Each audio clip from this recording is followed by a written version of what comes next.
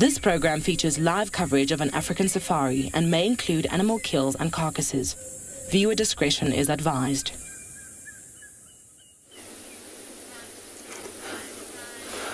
Wow, we just found some lions here. This is the Birmingham Pride, which they just moved from where they are. Welcome, everyone.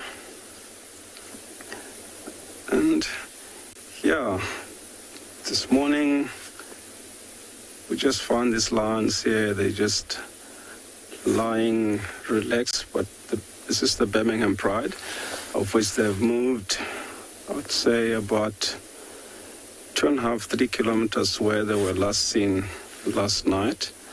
So we're gonna watch these lions and enjoy what they're doing. And then I'm not alone. So this morning we're going to be taking to this African experience. I've got Steve and Juma, Lauren, and then Tswalu I've got Kyle, Pinda I've got Angus, and then Prideland JP. So we're going to be taking you to this African bush experience.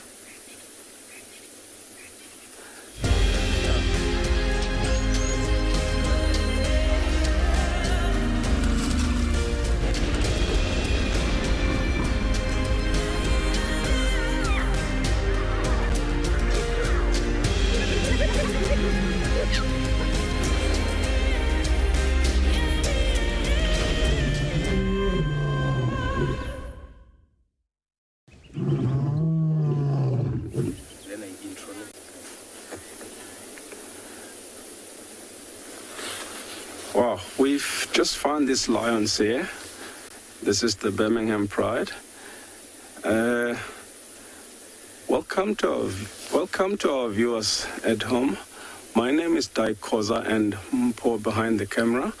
We're gonna be taking you to this African bush experience, and yeah, I hope you guys enjoy this morning. As you look here, we found the Birmingham Pride, of which the animals have moved 2.5-3 kilometers from where they were last night. Yeah, I know it might be difficult with that little bush in front of us. As you can see, the white one is just grooming with the tawny one there. And then behind the lions, we've got this African sunset coming up. And this lions looks like they tried to hunt again last night, even though they looked well fed a little bit yesterday. But this shows how good their digestion system is, because they digested all the food that they had, and they tried to hunt again last night, but no success. So we're gonna sit here. As you can see, the sun is going a bit higher. So let's stay here and watch these lions, what they're gonna do. But I think they're definitely gonna start moving into the shady spot as soon as the sun starts getting hot. And they position themselves, which a little bit away, maybe another couple of meters. You can see this enough and dense vegetation, even though they're out in the open. Yeah, there is a chance that something might walk past here.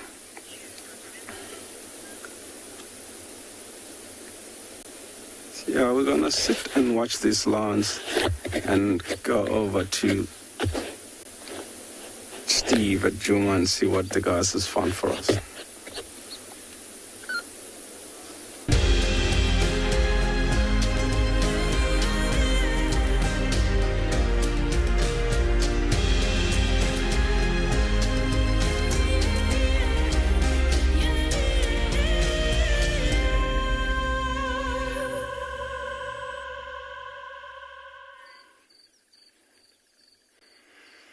Good morning, everyone.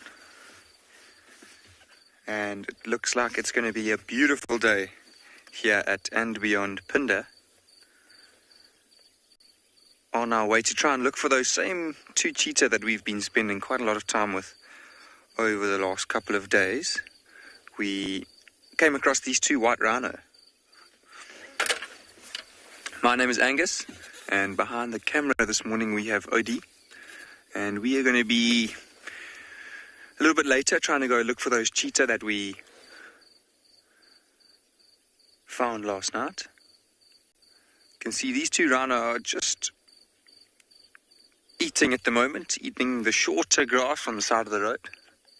Wasn't very difficult to spot them, being such big animals and being so close to where we're about to drive.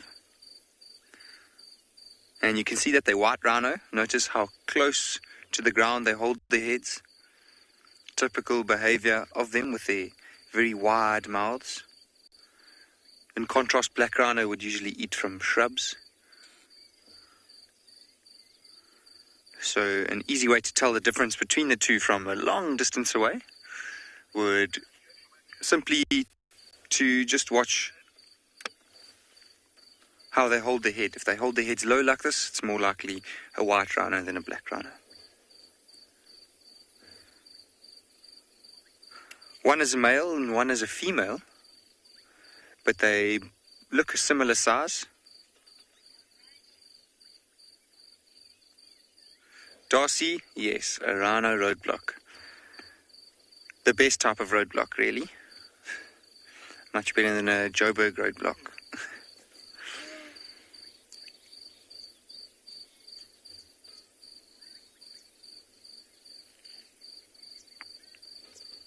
And even though they're such big animals, you'll see that there's quite a lot of long grass alongside them. But it seems like they prefer the much shorter grass with the new green shoots coming through. And it's at this time of day when it's very early and quite cool that would be the best time for them to eat, because it's not so hot and moving around won't make them so uncomfortable. They are very big animals though, so they will have to eat quite often throughout the day.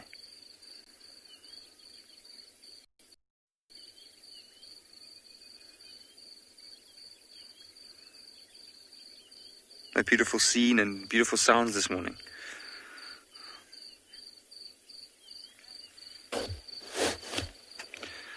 So Odie and I are going to keep going and try and look for cheetah.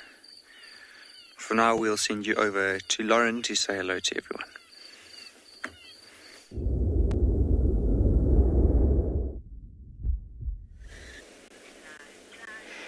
I have a better scene. My scene is better than yours. We have Ntima here, who's just called her little one, put her head in the den, did that sort of low or something like that. And the little one comes out with pillow face, definitely been sleeping, and she's trying to signal, come over here. It's time to drink. It's time to suckle. Yay, it's not as active as I would like it to be, but it's active. My name is Lauren, and I do have Morgan on camera this morning. This is my favorite place to be, at the hyena den. The cub's there. Why are you being shy? We know that you're not shy.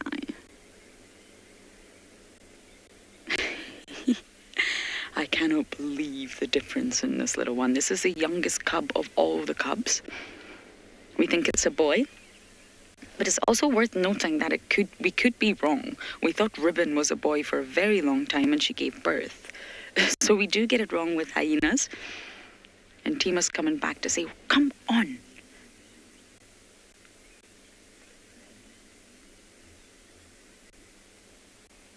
Follow me.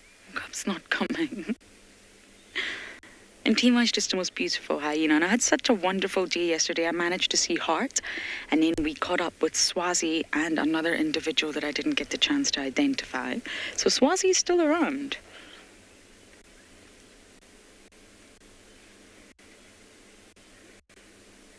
And Tima, your cub is being very defiant and not coming with you for some reason.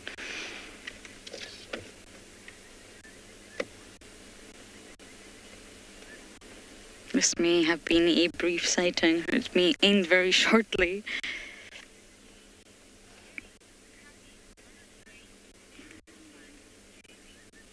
Amy, you're saying yay, cubbies. Oh, I think yay, cub, and I don't know how long this is going to last for. If you think about it, it is quite late in the morning. And Tima's waiting. She's waiting on her little cub who's just not following. I think she's just going to wander off. Would you look at that? Extremely brief. Everybody's sleeping. Ah, Morgan, how sad. Are you sad, Morgan? Yes, he's sad. Okay, well, that is a den activity for this morning. I think we shall bumble and see what else we can find. It's chilly. Oh, winter's just hit us in the face already so hard. Oh, dear. I fear. Ah, she turned on. Come on, Wendy, you can do this. Wendy's being a little bit temperamental these days. Broke down in a total of 6 times yesterday during drive, so hopefully she will survive this one. Okay, we're going to bumble on, see what else we can find today, and we're going to send you across to Steve to say good morning.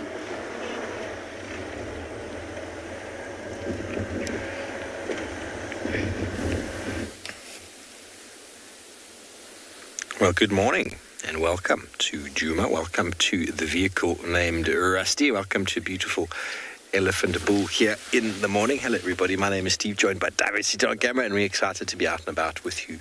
And we hope you're as excited as we are on this Wednesday morning. It is shopping day. Food arrives today, so we can supplement our smoothies. Okay, so we were up on the road, just uphill from here, and we heard some impalas shouting. So we've just moved into the area to see if we can figure out why they were shouting, because it is that time of year when ratting males will make a lot of noise, but it was definitely not a ratting impala. That was proper impala alarm call. So we are going to follow up in this area. Obviously, we came into the area and we found this magnificent elephant bull. He is rather magnificent, isn't he, Darby? Stunning.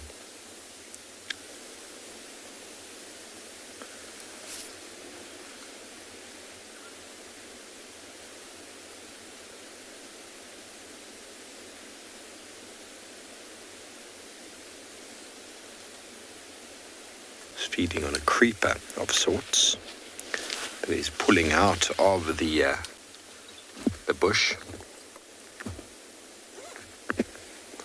But this morning, everybody, we are going to be once again focusing on a few birds. Christopher, such beautiful tusks. Sterlings. That's a Nediki. Nediki calling off to the left. Such gorgeous tusks indeed. He's a handsome fellow as well. Trying to see. I can hear Koki Franklin as well calling. It's a little bit misty, so we do apologize. This is all live. And coming to you with a sun in the background of the elephant, and any mist on the screen can make it look a little bit hazy. Some nice dramatic effect.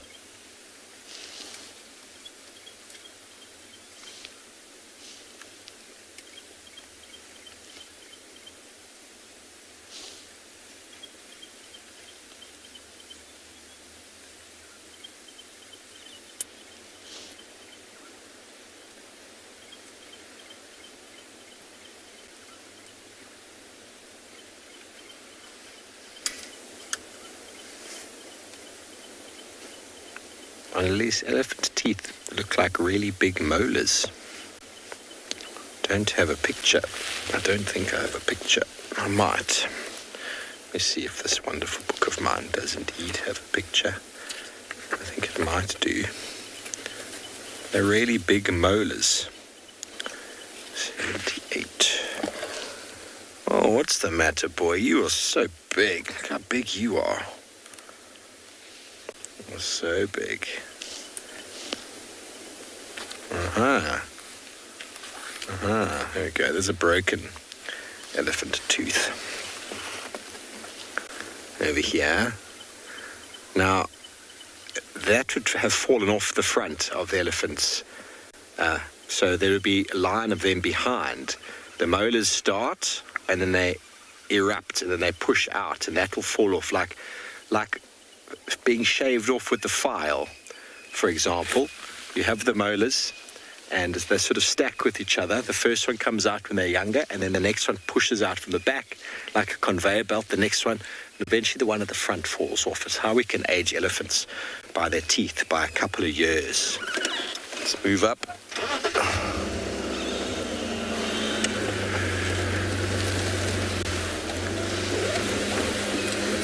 By a couple of years, because of the way that the teeth wear, they get 6 sets of molars in their life. And by the time they reach 40, 45, that last molar pushes through the back. And once that's worn down, then that is what actually causes the majority of elephants to lose condition and eventually die. The fact that they're not able to chew their food.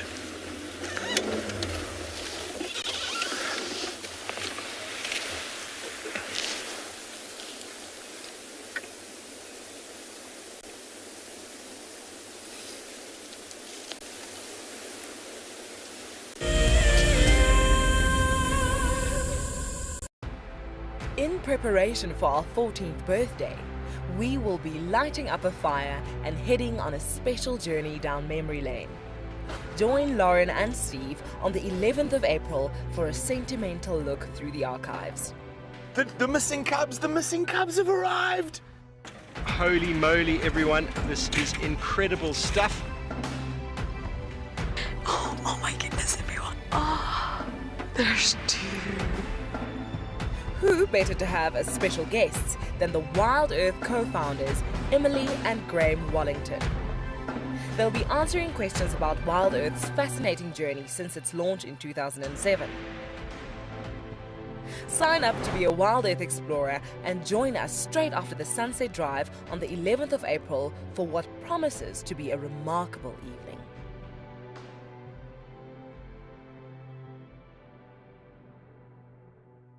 Graham, I'm just going to see, there's a very good place I want to see if we can get good signal from there. That's where I'd like to go.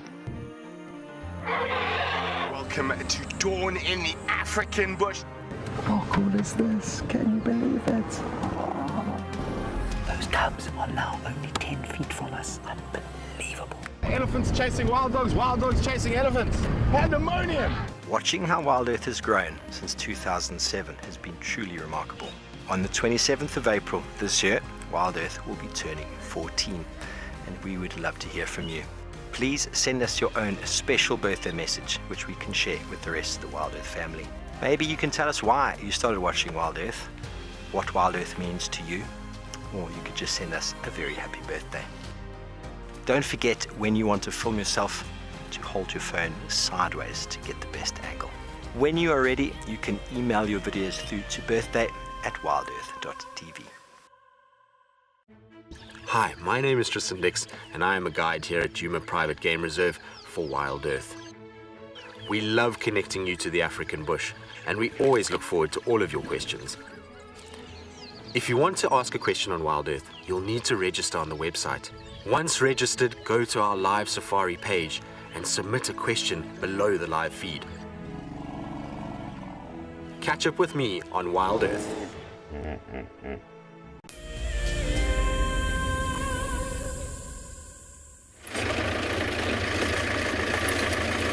Welcome on board on this lovely morning.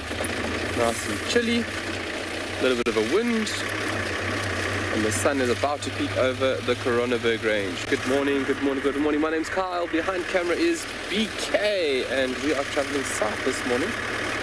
And we are just going to scratch around here in the bushes.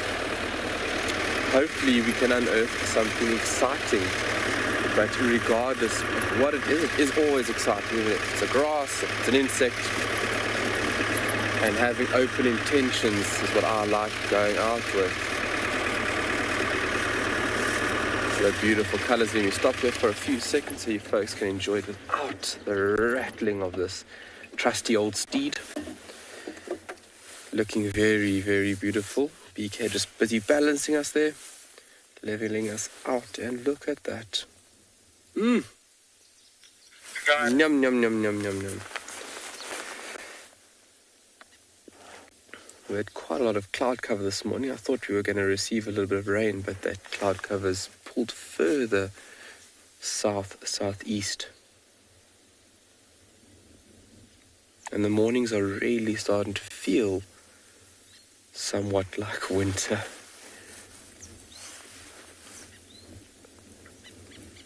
And when those temperatures do start to get to those very frigid regions, you'll find that all guides and trackers will have blankets around their knees while driving out here, because it is very cold, especially for a tracker in the front of the vehicle. You know, the wind hitting your knees can become very chilly. So wearing a nice little bush blanket, or bush skirt I like to call it, is it's very welcoming.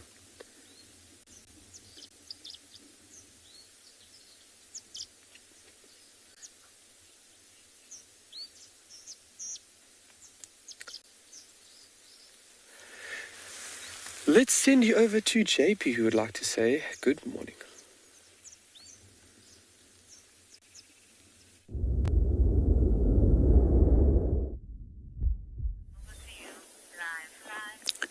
Good morning and welcome to Waldorf Eco Training. We are live from Pridelands. My name is JP Leroux, and behind the camera we have Johan.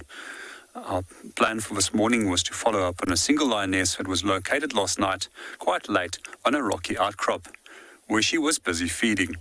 So we went to go and investigate in the specific area and found that there was no trace of her. So we started our walk and discovered some of her tracks as they are going down the road. Here we can see the footprint that she has left behind. So quite often, once lions have fed and they have consumed a large amount of meat, they quite often will go straight towards water. So our focus for this morning is to see if we can locate on her. Just a few features in terms of tracking when it does come to finding animals. Some of these features I have discussed in previous editions. So when we do look at different animals, we ask ourselves, does it belong to a broader group, such as antelope, cats or dogs, or does it belong to something that walks on its whole foot? Here we can see that this is a little hind pad over here with 3 lobes, and then the digits. A foot structure which is specifically designed for silent walking, which comes in very handy when you need to stalk prey and be as quiet as possible that they cannot detect you. So a few of the other things that we also will notice with lions is that they don't show nails within the track, with the exception if they sometimes tread in mud or just before they stalk or just before that they're actually about to grab or prey. That's one of the few other times that I've ever noticed nail marks into the track. So very often these tracks are also confused with a hyena when it comes to lionesses. However, with the lobes at the back and the slanted axis of a hyena, you'll very quickly be able to separate these, as well as hyena will show nails into the track. So a few other things that we can also take in consideration when it does come to tracking is, firstly, we want to age the track. We want to determine if it's fresh and if it's worth our time and effort to follow up. In this case, yes, it is worth our time and effort because we can see that it's still shiny on the inside and it hasn't been disturbed. We also know that the track is over that of a vehicle which drove here last night. The second thing that we want to always get to know is the direction of the track. Also, what we want to determine is the light. So when we're tracking, we always want to get the track between ourselves and the light so that it makes it easier to track and trail the animal. So from here on, we're going to set off and go and see if we can go and find her. And in the meanwhile, we're going to hand you over to Lauren.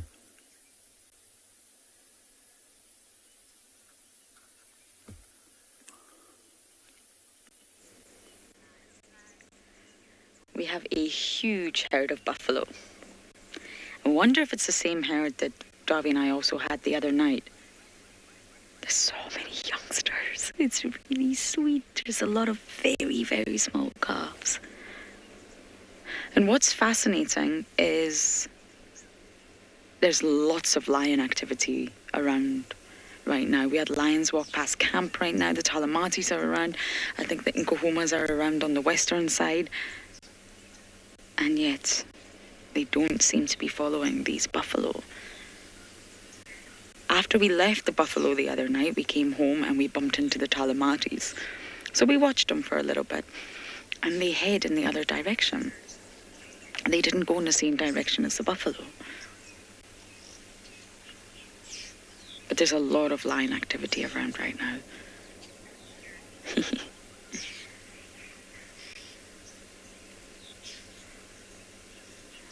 I wonder if they get annoyed with the oxpeckers after a while.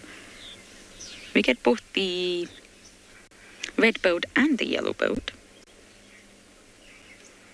But this is the yellow-billed that we can see sitting on top of these buffalo.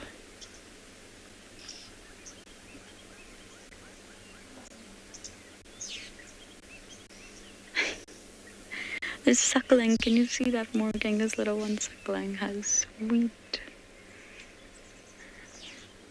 Or it was. Yeah, there we go.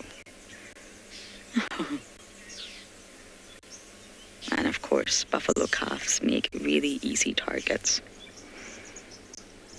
for any of the predators. Once they're separated from the herd, they're very small.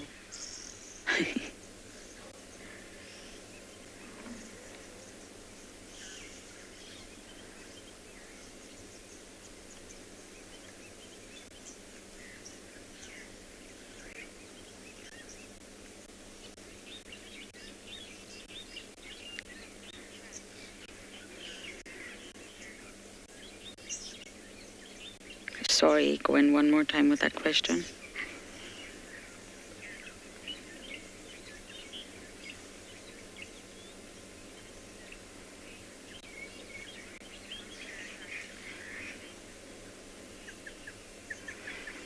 KG, I don't think anything. I personally wouldn't mistake a buffalo track out here. Obviously, they do look very similar to domestic cattle. But out here in the lowveld, I don't think a buffalo track could be mistaken for anything else. Size, shape. And if you were confused, then the sort of number of tracks, they are everywhere. The whole road is just littered with a stampede of buffalo tracks. And of course, it's accompanied by their dung. So really, I mean, the clues are there. The dung is all along the road as well as the tracks. I don't think they could be mistaken for anything else out here, really. I think this is an oxpecker bus, this one. How many have we got? I think this individual's got about 8 or 9 oxpeckers on it. I wonder if we could go forward a bit more again.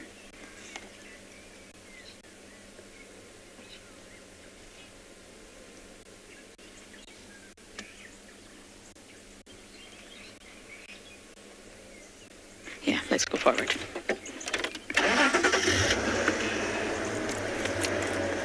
There we go. Do you know you have a lot of oxpeckers on your back, sir?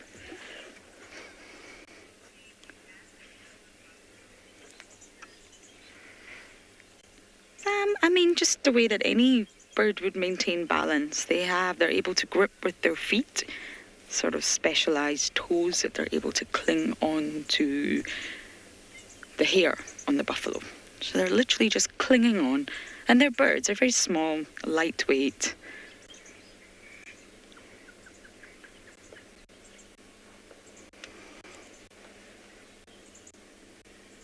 It's easy for them. And of course, for an animal the size of a buffalo, I mean, an oxpecker or 2 on your back's not going to bother you. Whereas species like impala, they get very bothered.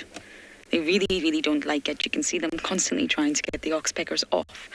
Whereas the buffaloes, they don't really tend to bother too much unless it's in the ear or up the nose or somewhere else they shouldn't be.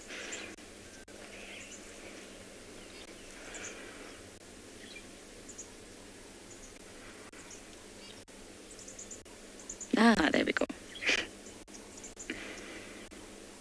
And you can actually also listen for alarm from oxpeckers. If there's a predator nearby, oxpeckers will alarm and they'll fly off from the buffalo. So you can also sort of listen to the oxpeckers and the sounds they're making to know if there's a threat nearby. They can also alarm the buffalo. So I guess there's a little bit of a mutual benefit in that aspect.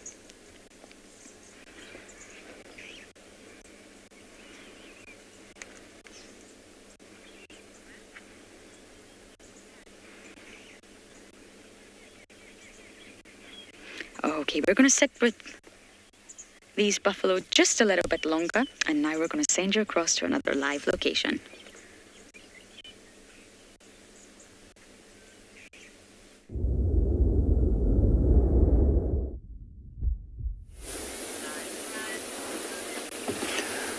Yeah, if you look there, now these lawns are lying flat, most of them, because those baboons that we had earlier on, they have left also. And it's quite amazing how these animals blend in with the color of the soil and the grass. Like, if you look, you can only see the three in front where the young white male is sleeping, but there's few more other animals at the back that you cannot see. That shows how well they blend in.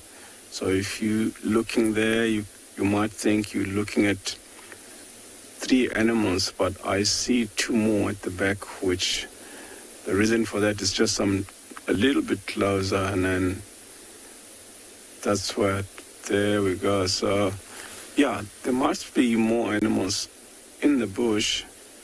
As you look from the two that are lying on the shade, just on that little hill, there's a third one that's lying there. That shows how well these animals blend in.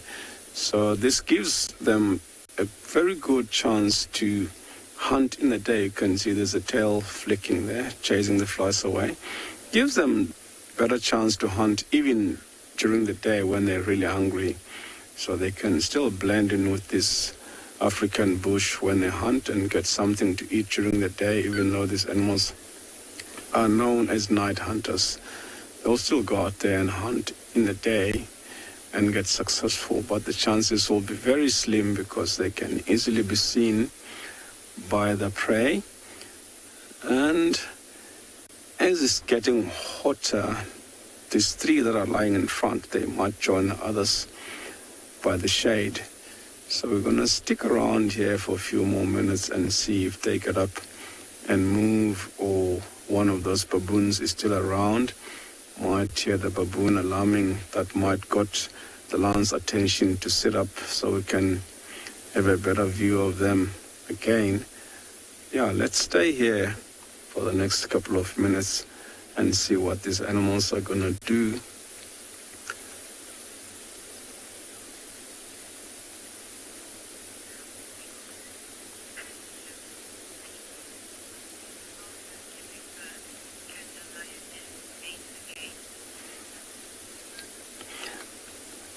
Yeah, Peter, it just depends, because these lionesses have to look after their cubs until 2.5, 3 years. That's when they can hunt properly for themselves. If you look at the white one that's lying in front, he's just over 2 years now. So soon these lions are gonna have cubs. I don't know if you were with us the last 2 days, because we saw one of the lionesses from this pride, which is got now already 2 cubs. So they'll look after these cubs until 2.5, 3 years. That's when they can mate again, unless a new male comes into the area and kill those cubs, and then she'll come onto oestrus and mate again.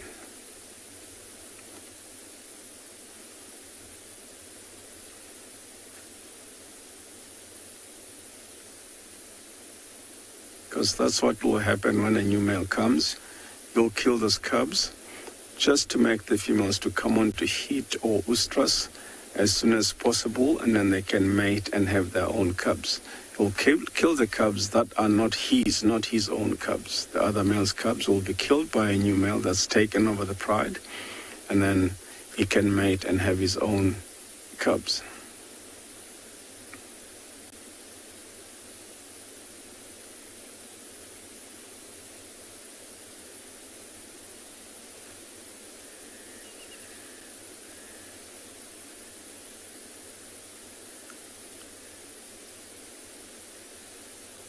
I don't think these animals are going to be doing much for now. I'm just going to give it another 5 more minutes. But that's not one of the best places for them to be. Sooner or later, if you look on the background, there's this beautiful marula tree.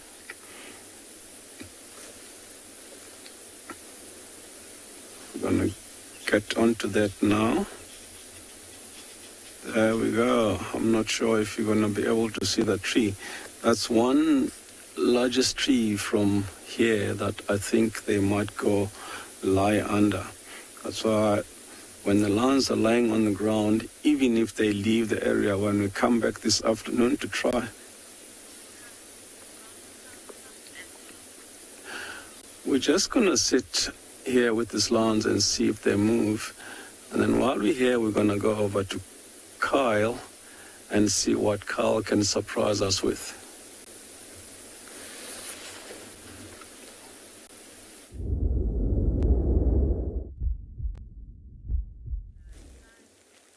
In the meantime I'll show you guys a very beautiful scene. We've stumbled upon this beautiful open area, and you can see these are habitats or areas which springbuck do prefer. They're more of an arid species of antelope, so having areas of great visibility is very important for springbuck. And that's how they stay alive out here. If you have good view or visibility, that means that you can pick up on a predator fairly easy, because there's not a lot of cover or not a lot of sneaky spots for a predator to hide away. And like we've spoken about, they need to get fairly close, within 40 to 60 meters, to have a successful attempt. And these antelope are lightning quick, so if they pick up on a predator, having the head start is a very important thing by not being caught. And they are super lightning quick, these antelope. Springbuck have been clocked up to about 88 odd kilometers, and that's very fast. Think about a cheetah, which is about 80 to 100 odd kilometers. So, and they are very agile at that as well. So this is a little group of females. You can see from the horn structure, they are also like the oryx or the gemsbok. They are open plains game animals, or open areas, and so you need your weapons with you. You need your tools with you, and so both male and female will be set with horns. And just looking at the horn structure, they are very thin and very dainty, especially around where the horn meets the top part of the head, at the basal section, very thin. So that's a very clear indication that this is a little group of females. You can have groups of 10 up to 50, and obviously you would have larger groups in or during the summer periods than you would in the winter. And within these groups, you would have a dominant ram or two, and the rams are territorial through the breeding season. And these ladies are there's one far on our western side, and I think that might be the ram that is dominating this little area. But it's a very beautiful scene. It looks like they're waiting for the sun.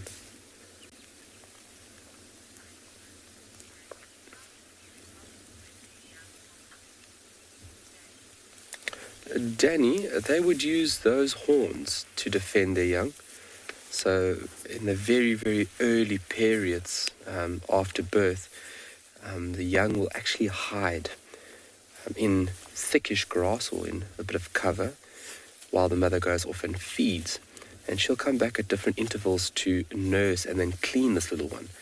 But if there had to be a jackal nearby, or maybe a small cat, that female will put those horns almost horizontal with the ground and actually drive forward, obviously using her power and her weight to almost pierce and use those horns as very, very volatile weapons. And they can be quite, how can I say, they can be quite vicious around a predator. I've seen springbok defend young from smaller carnivores. And very efficient. You've got to play a bluff card out here. You've got to show that predator that you are more vicious and more... that one in the middle sees something. They just gave an alarm call. And you can see how everybody on the left there just kind of responded.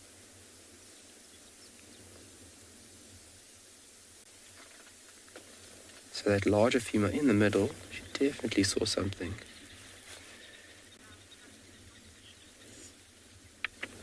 Well, these beautiful ladies aren't going very far, but let's send you over to somebody who is moving and grooving in the bush.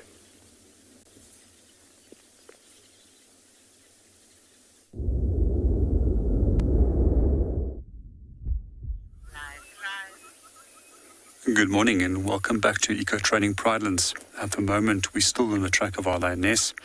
However, we've become a little bit distracted when we heard distant breaking of branches and decided to follow up on the elephants in the meanwhile. So we located on a small group of elephants, which seems to be a number of young bulls that are busy feeding. If you look in the distance, approximately some 20-30 meters, you'll be able to notice them feeding between the branches. So yesterday we were asked about what precautions do we take when we follow and track wild animals, such as lion. The principles is precisely the same for almost all wild animals. So firstly, we made sure that this morning that the wind was in our favor before we started approaching. Elephants have got an amazingly good sense of smell and also hearing, so therefore we don't want them to hear us or to detect us by smell. The second thing that we made sure was that we've got an escape route for ourselves as well as for the animals.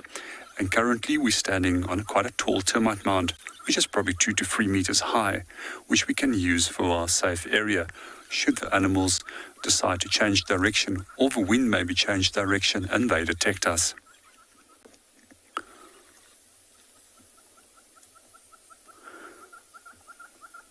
For me, following elephants and being with elephants on foot is probably one of the most humbling experiences.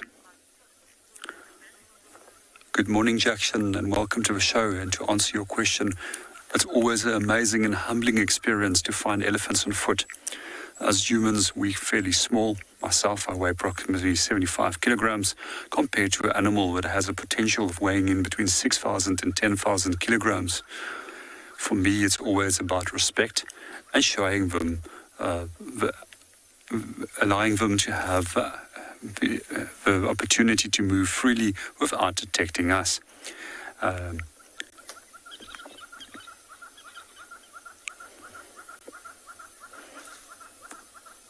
What also amazes me always when we are following elephants, how quiet they can be.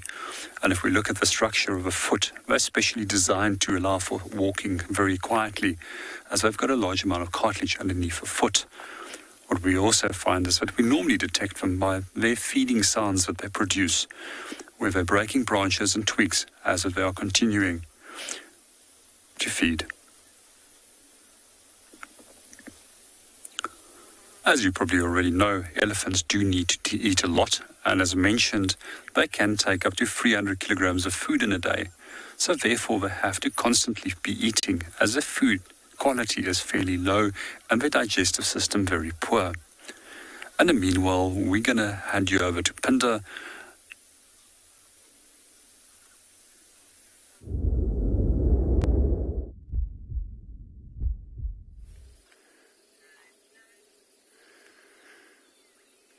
What a peaceful scene here at Pinda.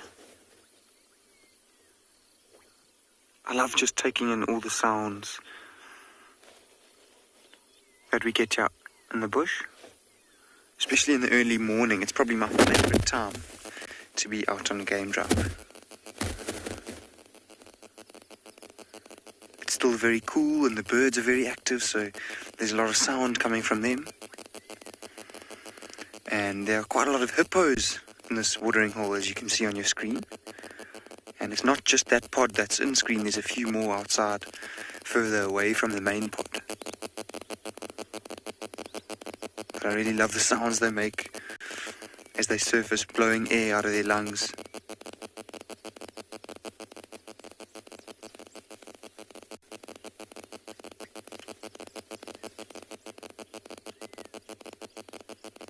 You can see all the ripples of water moving away from those hippos. There's basically no wind this morning, so that's the only movement that we're getting on the surface of the water this morning.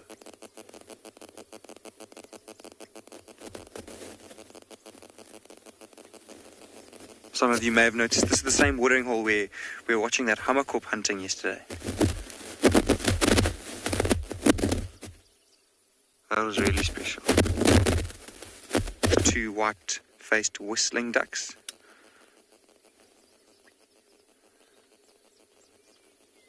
Some of the more common visitors to our watering holes here at Phinda.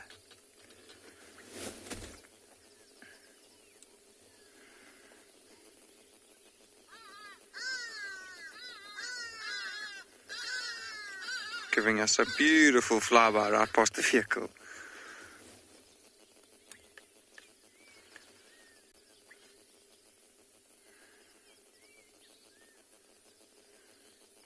See a couple of the young hippos who are just playing with each other.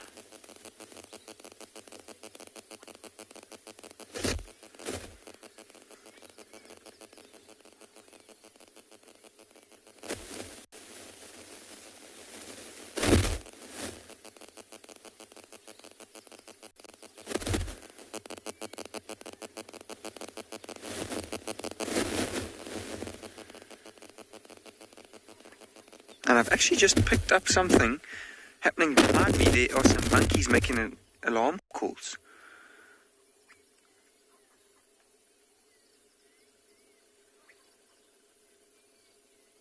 And they keep going. Don't know if you can hear it.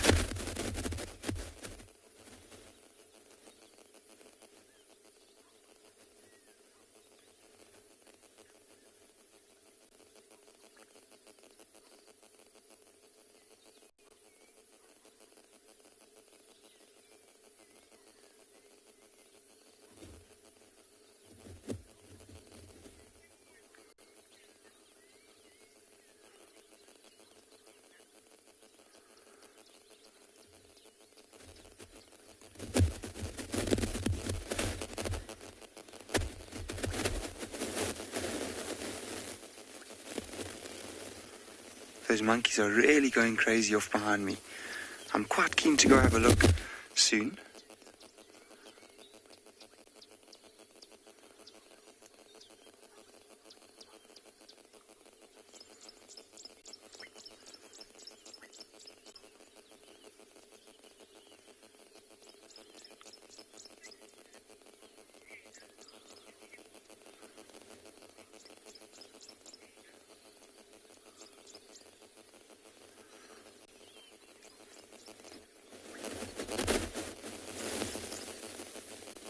Taylor, I don't think hippos eat many aquatic plants.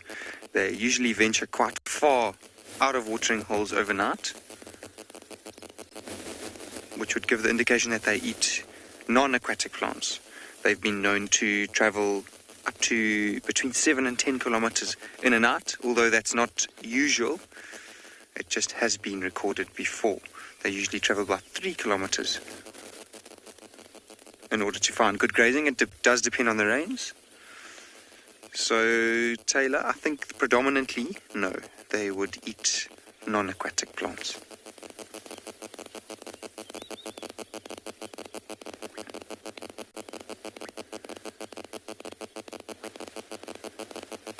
Okay, I think let's try and start.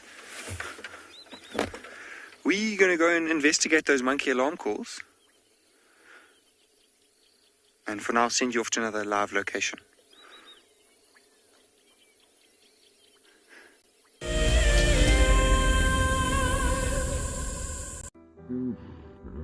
Nestled on the banks of one of the largest lakes in the Sabi Sands lies an award-winning game lodge called Tswalu. Many of you will have been on safari here virtually with Wild Earth, but now we are offering you the chance to see it for yourself in person. Sign up to be a Wild Earth explorer before the end of April, and you and a friend could win 3 nights to this luxury lodge. In addition to the unforgettable safaris, you can unwind on the deck, relax in the pool, and even savor the various bush dining experiences. Tswalu's holistic approach to hospitality, with specific emphasis on conservation, will leave you with the very best memories of the African wild. Wild Earth Explorers, it's in your nature. So in 1998, we had this idea to go and put a live web camera on a waterhole somewhere in the Sabi Sands next to the Kruger National Park. And I approached just about every single landowner, and everybody thought I was completely crazy until I met Yuri and Pippa Moorman. We thought it was definitely a fun idea and a worthwhile thing to experiment. And it immediately became a runaway success. And it gave people all around the world the opportunity to watch a little piece of Africa day and night. Back in 1998, it was the very early stages of the internet, and all we were able to do was to get a 30-second refreshing JPEG out of that camera. But over time, what we began to do is focus more and more on trying to develop this concept of giving people the opportunity to go on safari. Even though we live just 500 meters up this hill, we still put the camera on to see what's happening. Absolutely, we watch it ourselves. I'm Nikki here at Ambion Ngala in South Africa. I love getting questions from viewers about all the small things within the environment and how it all is integrated with one another. If you want to ask me any questions, please simply register with the Wild Earth website, head across to the Live Safari page, and then post your questions there. I'm looking forward to chatting to you on my next Wild Earth drive.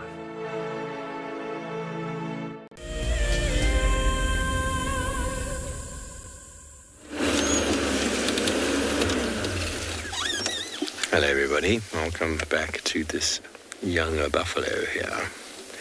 Where's the rest of your herd, young female buffalo? Sorry about the position everybody, she moved just as we wanted to go live and now she's hiding behind a bush. Very wet, glistening nose. It's uncommon to find a female on her own.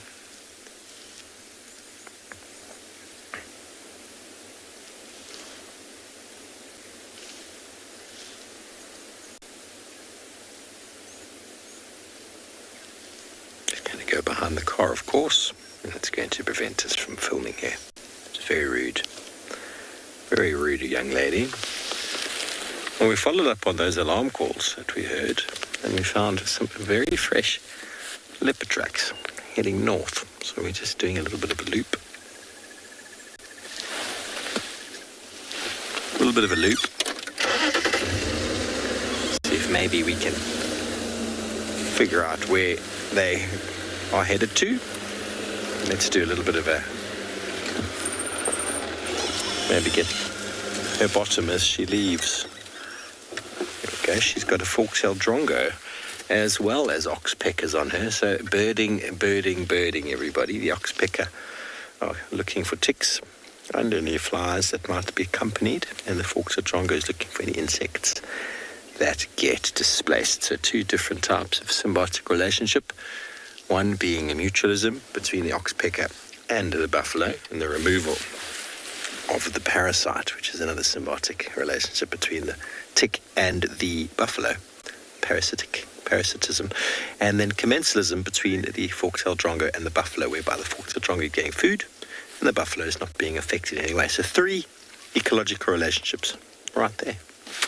Very cool. Okay, well, she's going off west, and we shall do a little meander around the block.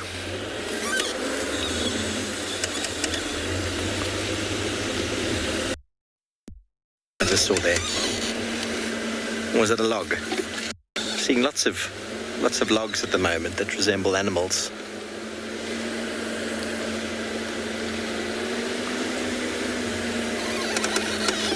Goodness me. That log looks like a kudu. Look at him, Darby. You see it? Right there. Boom. An antelope log.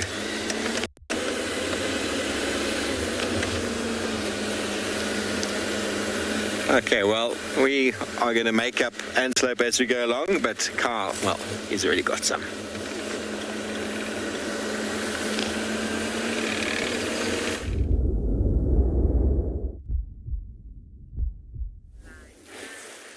Well, we're still enjoying this beautiful scene. And what we're doing, myself and BK, we're just sitting still. And we are giving a scan every couple of seconds through these vast open areas. Because it is, once you sit still, that something special does just pop up. And just to touch on that previous question that was asked, is how would a springbok defend its young? Is that animal will obviously put those horns down and just giraffe forward. And very, very, very efficient weapons those horns are. And I've seen, like I said, springbok defend their young from jackal and smaller cats, and they are not shy. They'll definitely show the angry side. Through that young period, the young also have underdeveloped scent glands. Yo!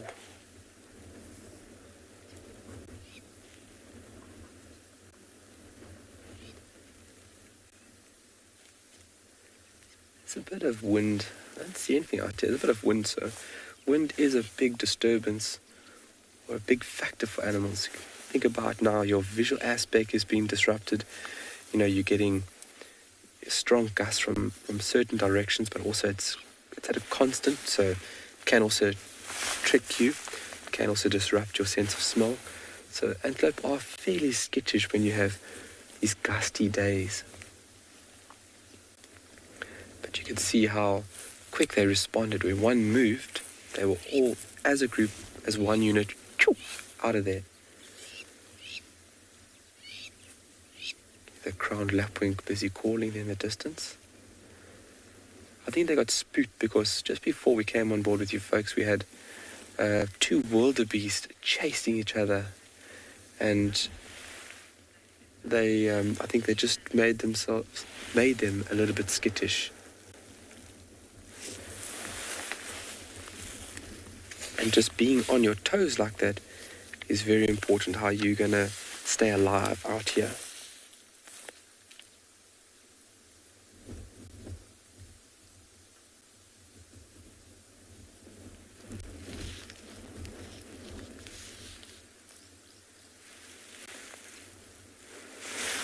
Well, BK, should we move on a bit?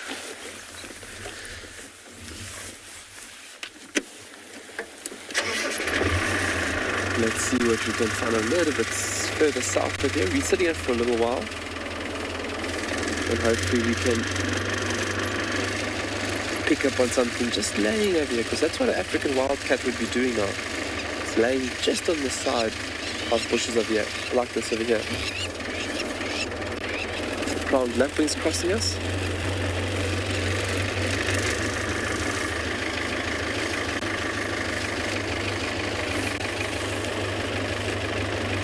And we've decided that we're going to take it very slow this morning, just like yesterday. Let's send you over to the other side, to Lauren.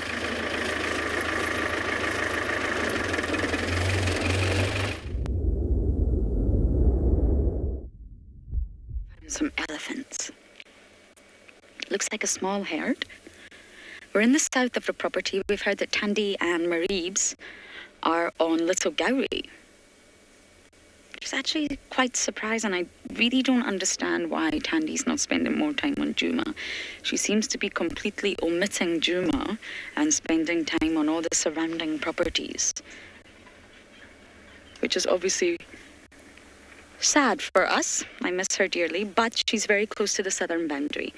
So you never know. Sometimes she may get mobile and come our way, so I'll keep my ear on the radio. I'd love to catch up with Tandy and Cup, but she was on Torchwood just 2 days ago and she's now on Little Gowrie, and she seems to just be doing the perimeter of Djuma and not actually stepping her little paws inside.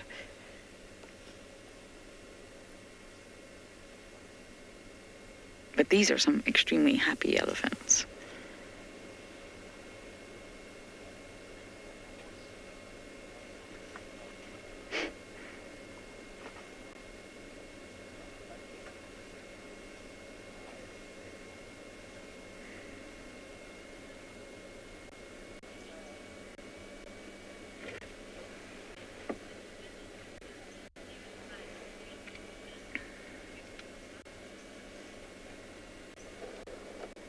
Nikanova, you're asking about a serious fight between two elephants? It's hard to determine serious, I guess, but I think the most that you witness out here is definitely tussling between boys. It can get very boisterous, and of course with the sheer body weight behind two males, it definitely appears a lot more aggressive to us meager humans. I think I have seen a serious fight or two, but it definitely didn't result in extensive injuries or any fatalities. But some of these bigger bulls can, of course, step in and also be aggressive. But what you find as a elephant bull normally starts to calm down after about 40 years. And this is general, give or take. It will depend a lot on genetics and external factors and environmental factors. I can't see the elephant, I can just see the trees going from side to side. But yes, it will depend a lot on various different factors, but generally speaking, after about 40 years, the males calm down. They tend to learn how to handle must, how to handle the changes. Oh, this one's tuskless. You see that? I don't know if there's a tusk on the left side. Oh, wow. You do get tuskless individuals. I wonder if she can turn around and we can maybe see if there's a tusk on the other side. But yes, that's why we call them gentlemen, because they're big, but they're just a lot calmer. Yes, you've got to be careful of a musk bull, but they seem to just be able to handle it a little bit better. The aches, the pains, the hormonal changes, the aggression levels, once they get above 40. It's normally the younger bulls who are sort of high on testosterone. They've got the throbbing pain in their temporal gland. They're just feeling really boisterous. They're the ones that you have to worry about.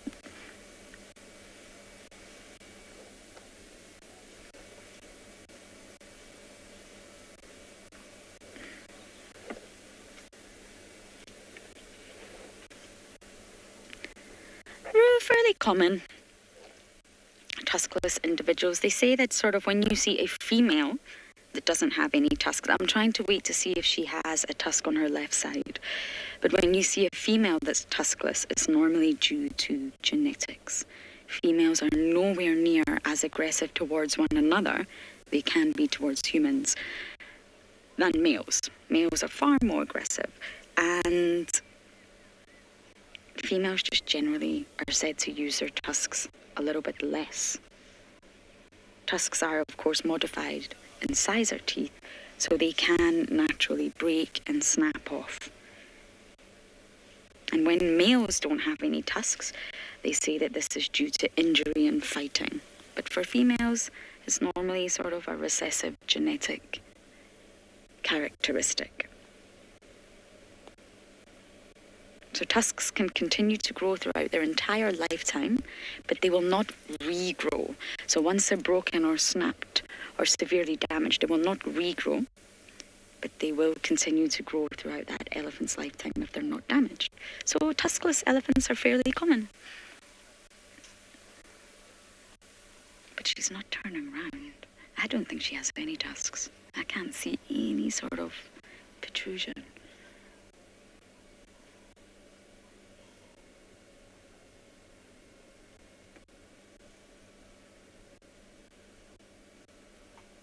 A lot of it's genetic, the size, the shape, the length that the tusk will grow to. You get the big tuskers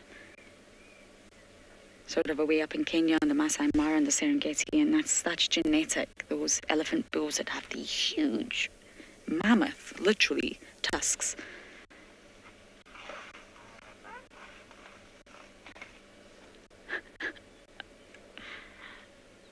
Some interesting sounds.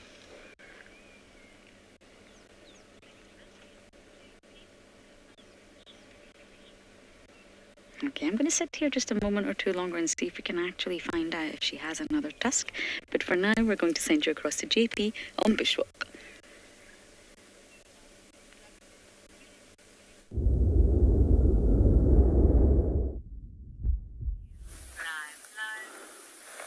Good morning and welcome back to Eco Training Pridelands.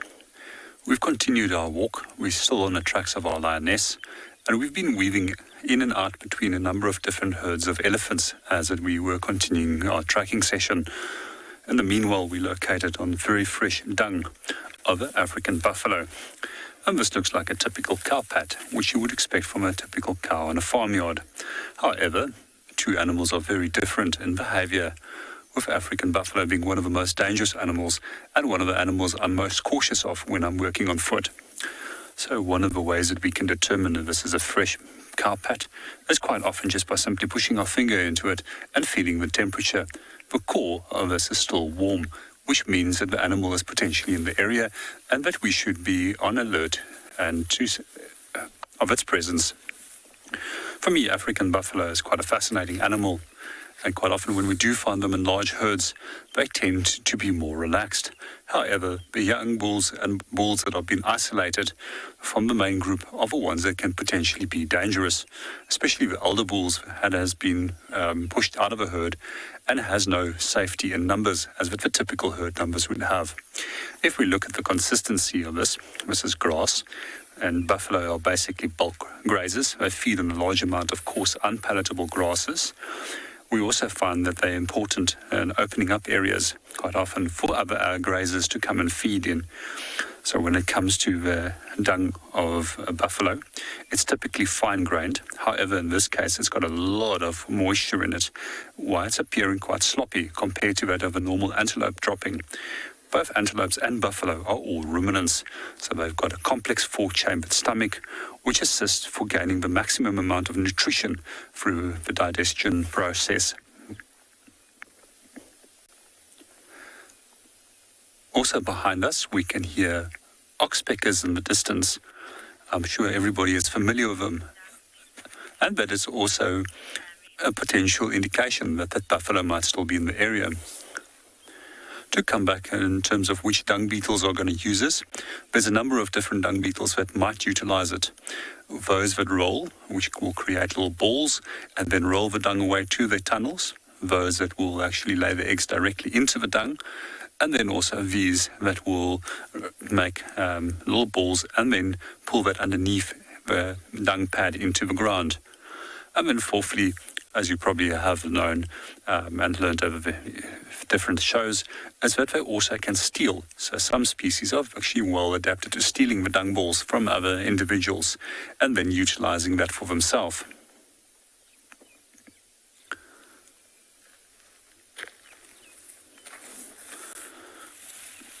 So from here, what we'll be doing is we're going to continue on our track of a lioness and see if we can locate her. But in the meanwhile, we're going to hand you over to Steve.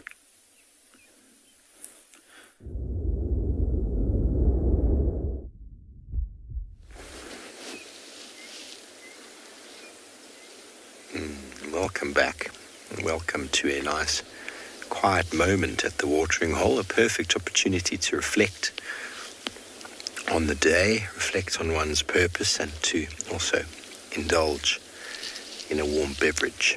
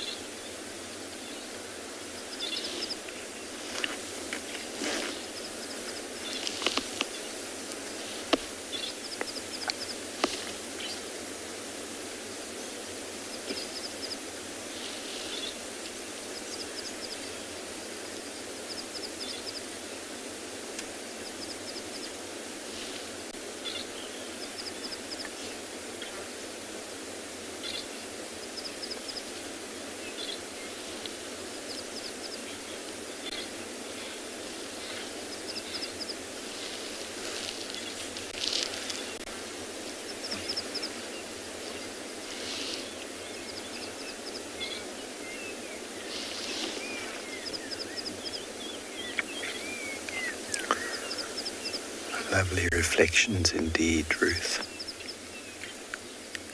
You can hear a black-crowned jaguar.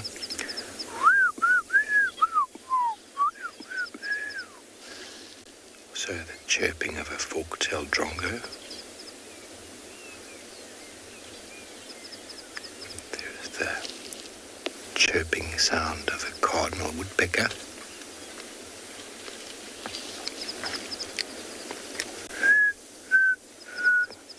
Spot batus. Okay, we are going to enjoy this scene for a moment longer. I'll always send you over to Lauren, who's enjoying some elephant magic.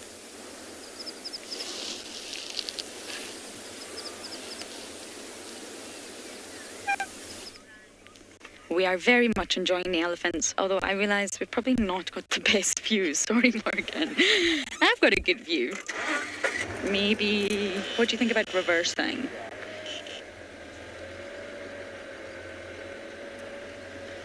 Wendy hasn't broken down, everyone, so it's been a very good day. I hope I've not just a little bit more.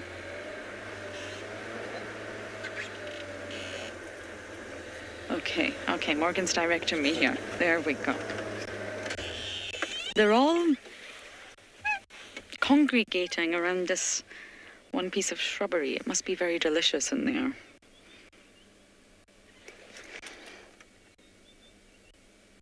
I can't see exactly what vegetation it is they're eating, but something must be extremely yummy. And we've still not been able to identify if that female has another tusk.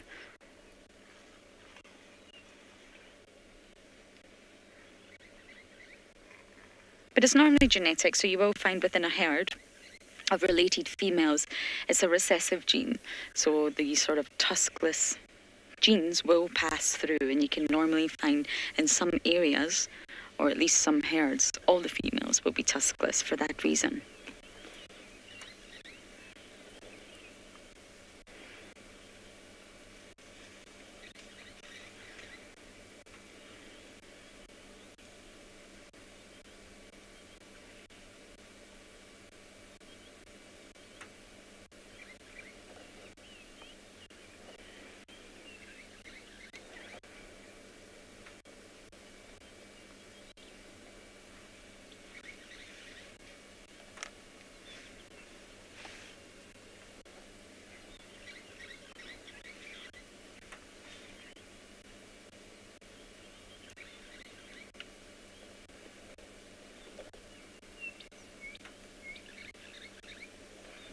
We've had 2 out of the big 5 this morning, buffalo and elephant.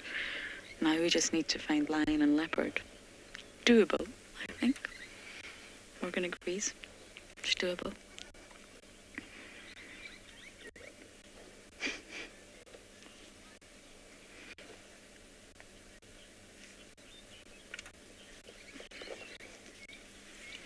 Lucia, you're saying it's an elephant picnic day. Always. Every day's a picnic day if you're an elephant. There's food all around.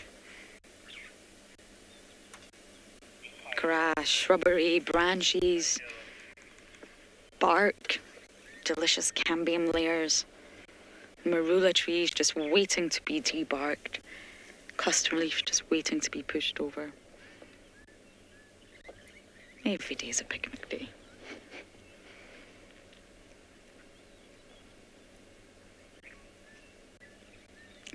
Okay, we may bumble on because we've got lions and leopards to find today, and we're going to send you across to Ngala with a surprise.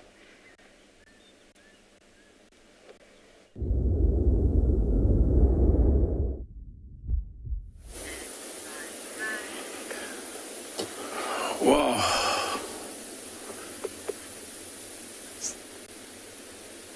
To some of our viewers at home, that you're seeing what I'm seeing, you might know or have a clue why I said wow, because I'm speechless.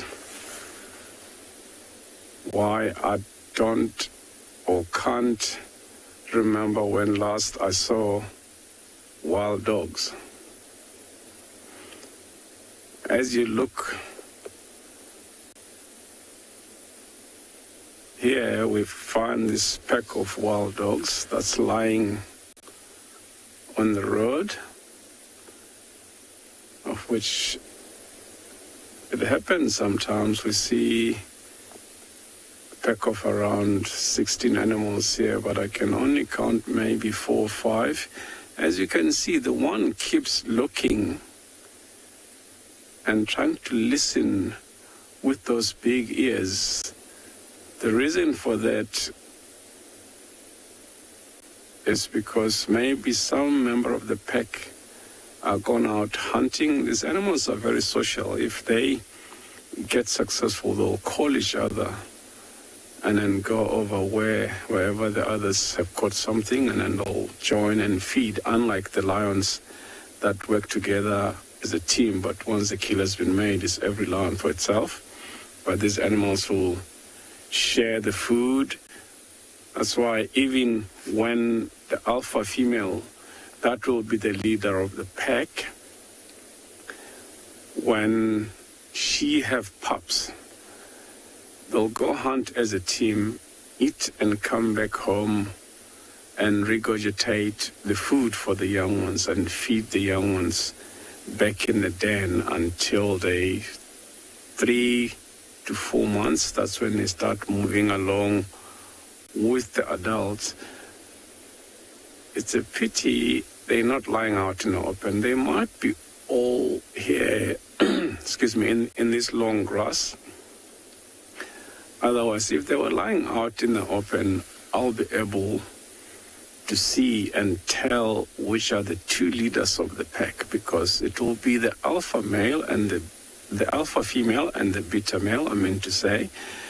And then the female will lead the pack at all time until she's got the pups in the den. For the last few weeks, she'll stay back in the den and rely on the rest of the pack to eat and come back and feed her. But once the pups start eating meat, and then she'll join the pack and hunt with them.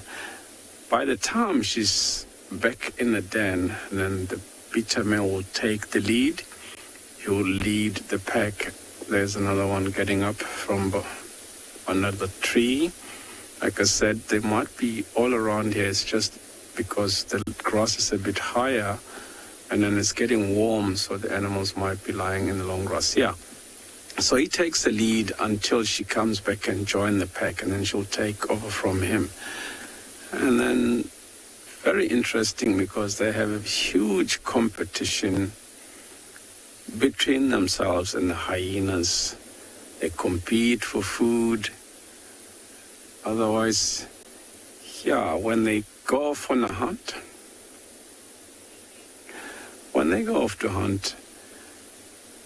they'll be trailed by a number of hyenas and try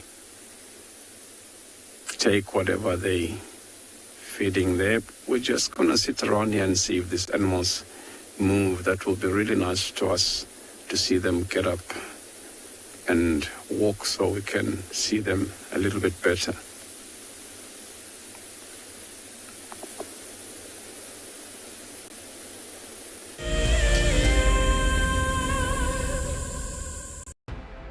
In preparation for our 14th birthday, we will be lighting up a fire and heading on a special journey down memory lane. Join Lauren and Steve on the 11th of April for a sentimental look through the archives. The missing cubs have arrived! Holy moly, everyone, this is incredible stuff. Oh my goodness, everyone. Oh, there's 2. Who better to have as special guests than the Wild Earth co-founders Emily and Graham Wallington. They'll be answering questions about Wild Earth's fascinating journey since its launch in 2007. Sign up to be a Wild Earth explorer and join us straight after the sunset drive on the 11th of April for what promises to be a remarkable evening.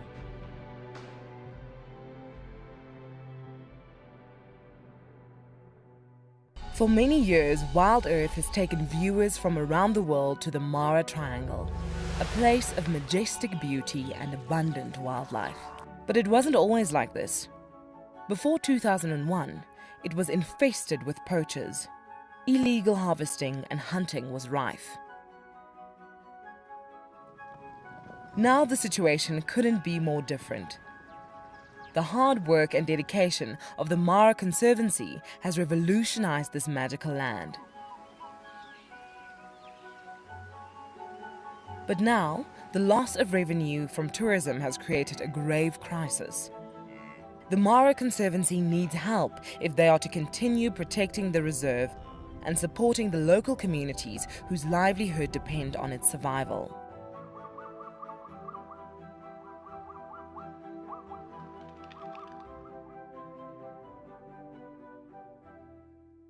My name is Ross and I'm a field guide at and beyond Pinda Private Game Reserve. I love getting questions from guests on Wild Earth because I love sharing and learning information about nature with new people, and it also makes me feel like you're all joining me in real life. If you want to ask a question on Wild Earth, then you need to register on our website. Once registered, go to our live safari page and submit your question below our live feed.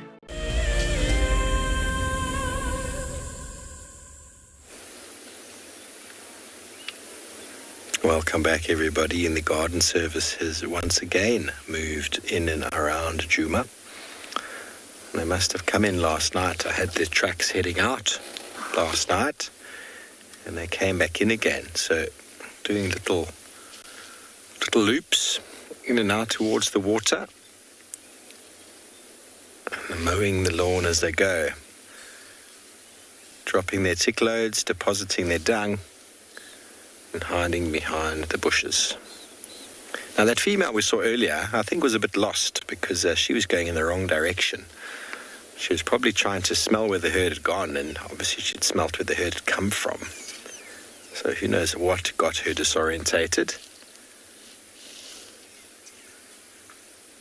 But she's definitely gone the wrong direction.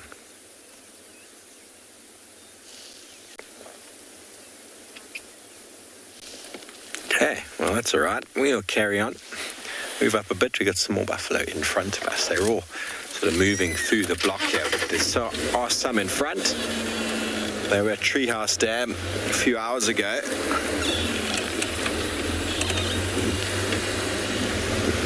All moving through the seep line here.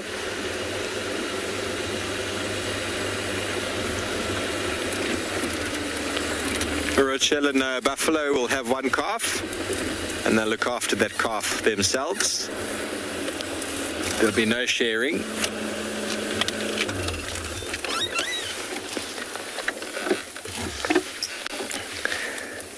And we have a bird once again on the back, hiding behind the ear. This is one of the older bulls.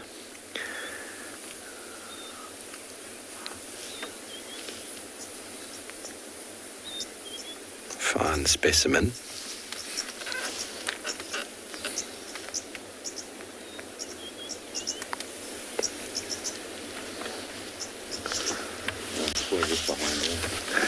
You'll probably hear all of the ox pickers. They move up. They seem to keep moving away from us. Lovely herd. Big herd.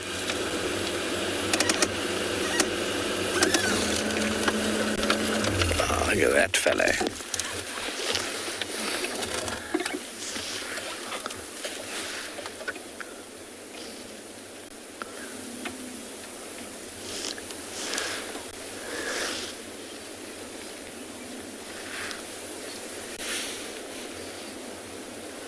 Okay, we're going to spend some more time with our buffalo. We're going to send you back over to Pridelands and the Bushwalk team.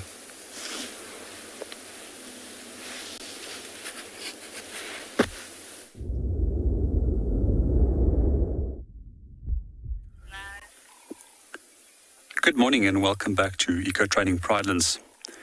We're still on track of following our lioness for the morning, and we've just located on a little nest that we found inside a buffalo fawn. So the little nest that we have over here belongs to a bird that's known as a blue waxbill. I'm just going to quickly show you a picture of how it looks like. And there we go. This is our little blue waxbill. So typically, blue underparts, brown uppers, and this little seed eater that we find often will place its nest deliberately into fawn trees, where the fawns will protect it and the nest against potential mammal predators that might want to harass it. At times, they also take it a step further, and they will deliberately build the nest close by towards where wasps are nesting, to employ these wasps then as an extra security detail to protect the nest and the young while they're out. So the blue little waxbills, they tend to use 3 different species of grass, which is their favorite species to make their nest from, of which one of them is known as a blue seed grass, which is a more typical grass that they will be using.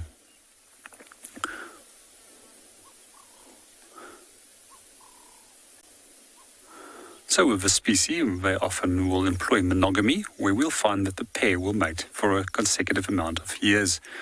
In some species, we also find that some of the birds that employ monogamy might do so for a few years or for a single season, and then occasionally in some species also for lifelong.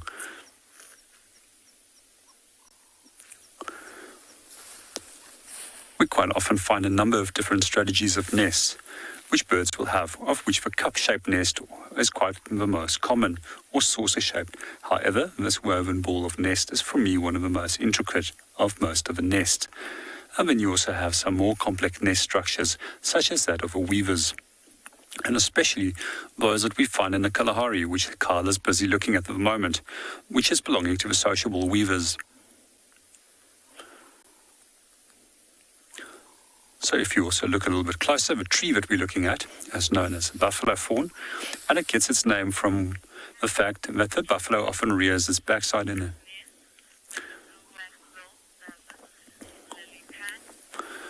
Good morning, Lily Pan, and welcome to the show. With regards to that question, I haven't observed any of birds using a nest over here, other than the blue waxbill. However, there is a number of finch species, what we have, which don't make their own nest. And quite often they will also go and hide inside those nests and use them for insulation. Some species of birds that also produce their own nest, they will also use that nest to insulate themselves. And that's quite a typical behavior in the colder and western parts of South Africa, where the temperatures can drop quite low in the winter months. Some of those species are like the sociable weaver that we just mentioned from the Kalahari, and then also sometimes we'll find that species like cut-throat finch will also go and use the nest of other weaver species. I've noticed this in the area that they quite often will go into the nest of red-headed weavers and use those when the red-headed weaver has abandoned nesting.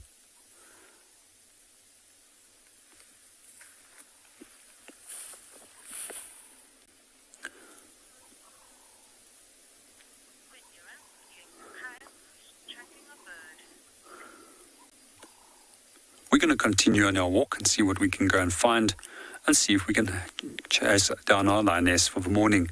But in the meanwhile, we're going to hand you over to Carl that's busy tracking some birds.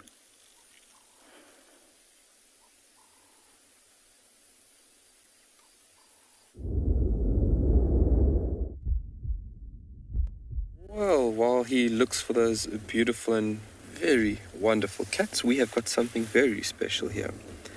And this must be my 5th sighting, maybe. Yeah, around about my 5th sighting on Tswalu since I've been here. There is a pair of secretary birds, and we can see they are secretary birds due to its walking behavior. They spend a lot of time on the terrestrial basis in search of various prey items.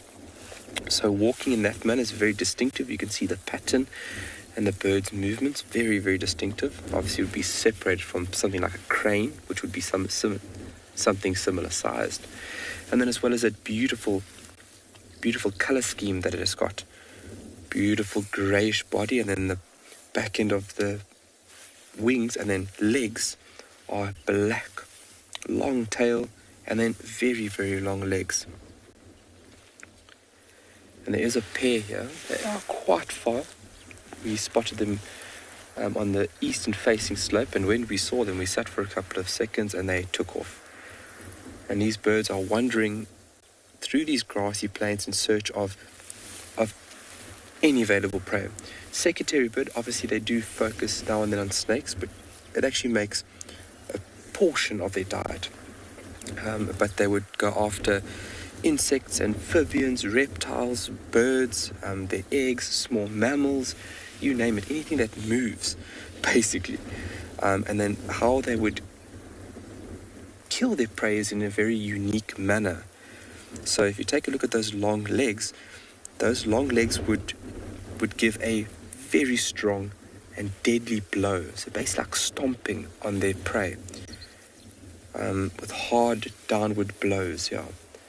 And then once the prey item is stunned, they would basically pick it up and then swallow it whole. I've seen him take large rodents whole. But really remarkable and unique way of obtaining one's prey by stomping on it. So the bird would use one leg and almost give these very quick blows to stun and kill the prey. But wondering like this over years what this bird would be doing, and as soon as something is flushed, it would run after it and try and give it one or two quick punches with those feet. Oh, yeah, punches, I would say a punch and a kick. But very unique manner in which this bird finds its prey. So this is a pair. Male and female are alike, the sexes are alike, but male will be slightly larger in terms of body size. And then the crest would also be longer along with the tail. There's the partner on the left.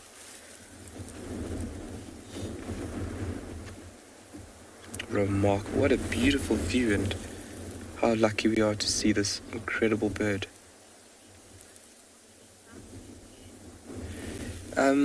Kelly, I've seen them predominantly in pairs. They can be split from one another, so sometimes you can find one by itself. But I have predominantly seen them in pairs. And they do form a monogamous pair bond, so basically male and female mating up, and if they are a mated pair, they create a stick platform usually placed on top of a thorn tree, so making Tswalu a perfect breeding habitat for these birds. And if you look at a pair, they can have a fairly large territory. The territory can be over 1,000+ hectares, which is quite a large area. Oh, sure, the giraffe just come wandering in there.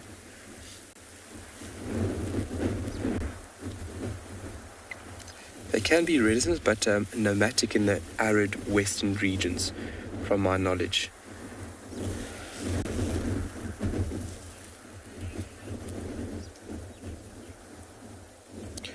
Well, while these birds move off into the distance, we're going to be losing view of them shortly. Let's send you over to a buffalo.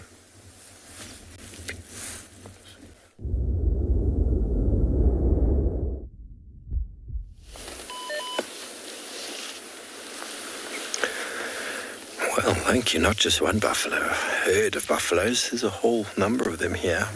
Big bulls, young females, old females. We're right in the front of the herd now. And if it's the same herd as the other night, there are more than 100. Just gathered through the landscape here, through the long grass, feeding. Been anticipating the arrival of the buffalo into Djuma, and they have come a couple of times, but very necessary for them to open up the vegetation. And it's very interested in what we are trying to smell. They're very reliant on their nasal passages for detecting danger. They can see something that they don't quite like, but until they smell it, They don't normally respond until they get the smell. So quite often it can feel quite daunting. An entire herd can come running towards you with their nose in the air like that, looking at you.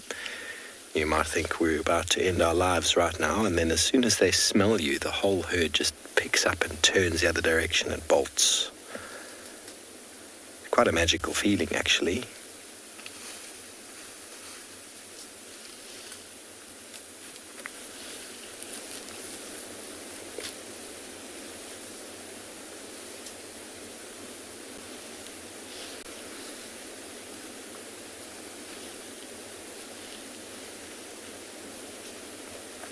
Quite lovely to be ensconced by this herd.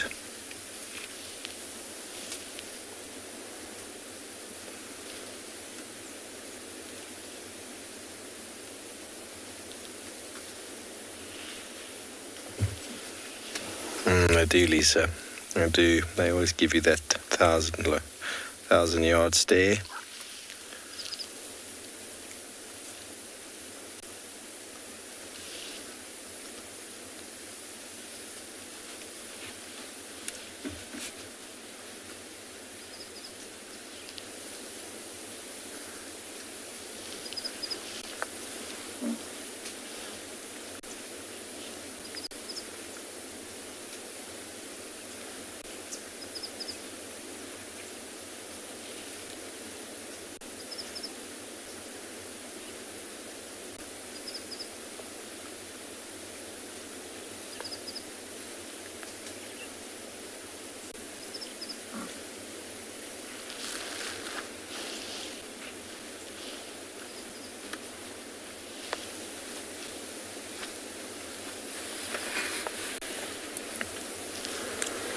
Well, Jamie, they come in here normally in the winter for the grazing, but they move throughout. They move wherever they want to in the Kruger. There's no set sort of spot. Got enormous home ranges that they just nomadically move through, and they move in response to the grazing. So once they've fed in this area, they'll move slightly over and then slightly over, and then following water trails will feed on the other side of that water and then move in the opposite direction, constantly moving into areas of good, productive grazing. And obviously these animals are susceptible to droughts and susceptible to years when there's not that much food. And that actually impacts their numbers quite strongly. But there's plenty of food this year. Buffalo are going to be around all over the place, wherever they move in the Kruger. We've got a photo bomber on the right there, Darby. Hello. They're going to be moving wherever they want to at the moment. And the thing is after a couple of weeks of grazing on this spot, this area is actually going to recover slightly. They could come back. So that sort of movement and that sort of natural sort of flower-like movement through the landscape facilitates the grass, facilitates the grazing, opens it up, nutrifies the soil, and actually makes for a second turn. Obviously, once all the grass is gone, grazers do struggle. The buffaloes are very water dependent and will always be found near and around water.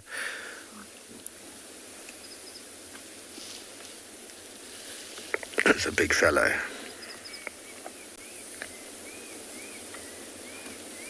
Move up a bit.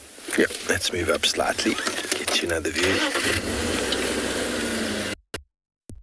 Runs off to the right.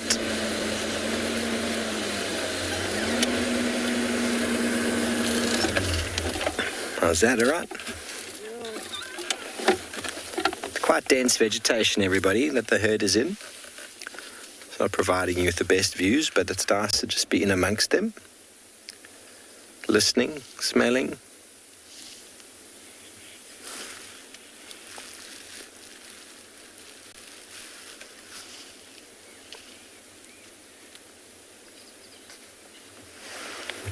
Okay, well, I've no doubt these buffalo are on their way eventually to some water at some stage today, but it looks like JP has already found some.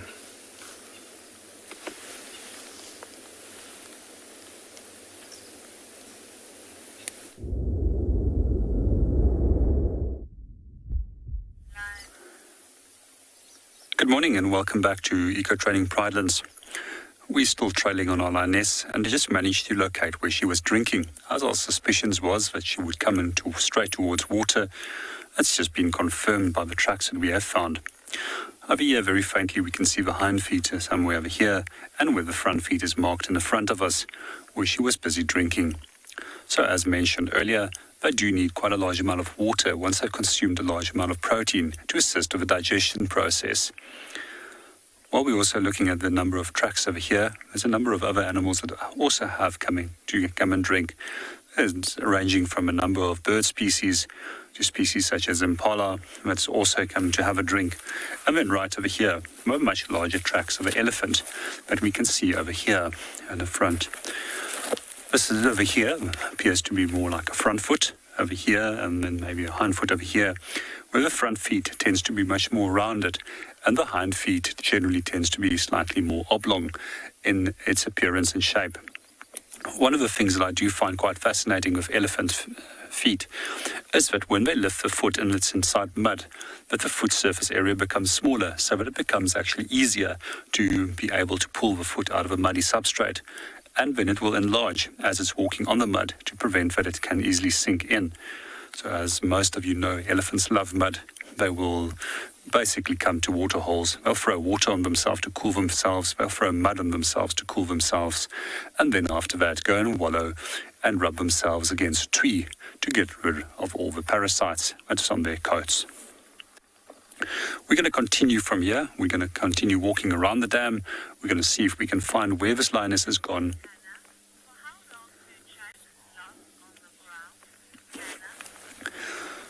Good morning, Hannah, and welcome to the show. There's a number of things that can determine how long the track will remain on the ground.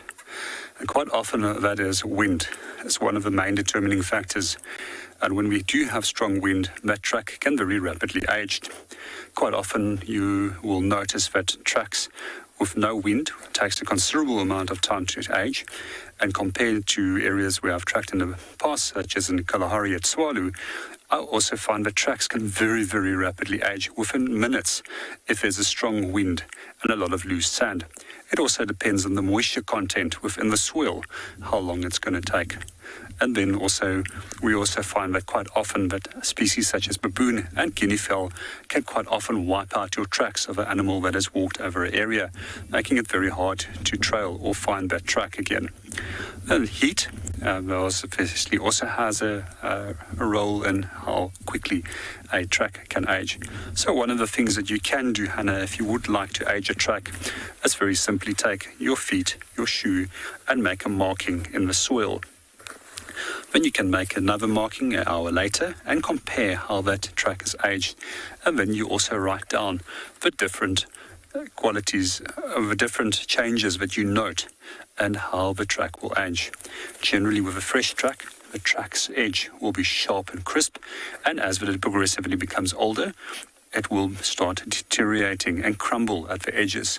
My advice to you also would be then to take into account for wind, the temperature, and the moisture content in the air to see how those factors will also influence the aging of a track. We've just got a few noises coming from the back of us over here. I'm just going to quickly pan out from the camera and just see what is coming towards us. As we are at the water hole, quite often it's an area where larger animals will come and drink.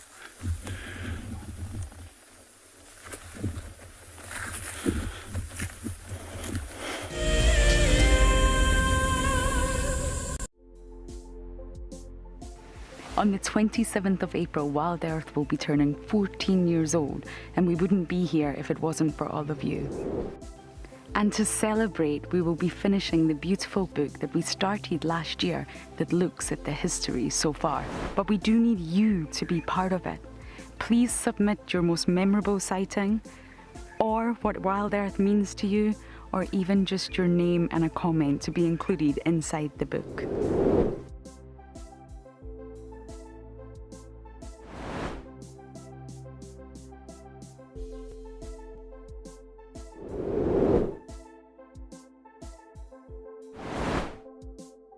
Head over to the website to add your name and reserve your copy. And a big thank you to all of you who have contributed to the book so far. Graham, I'm just going to see there's a very good place that I want to see if we can get good signal from there. That's where I'd like to. Welcome to dawn in the African bush. How cool is this? Can you believe it? Those cubs are now only 10 feet from us. Unbelievable. Elephants chasing wild dogs chasing elephants. Pandemonium! Watching how Wild Earth has grown since 2007 has been truly remarkable. On the 27th of April this year, Wild Earth will be turning 14, and we would love to hear from you. Please send us your own special birthday message, which we can share with the rest of the Wild Earth family. Maybe you can tell us why you started watching Wild Earth, what Wild Earth means to you, or you could just send us a very happy birthday. Don't forget, when you want to film yourself, to hold your phone sideways to get the best angle. When you are ready, you can email your videos through to birthday@wildearth.tv. I love being a cam op for Wild Earth. The animals coming right up close to you, especially like lions. Sometimes you get nervous, but you have to go with the flow. My favorite animal to film is the elephant because of how big it is. But when it's really up close to you, it's one animal that you would say, I really respect you.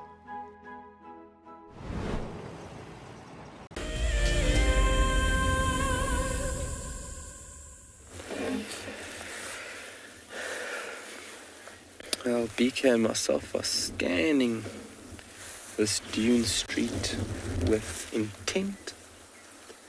The giraffe has crossed over the next dune with the secretary birds.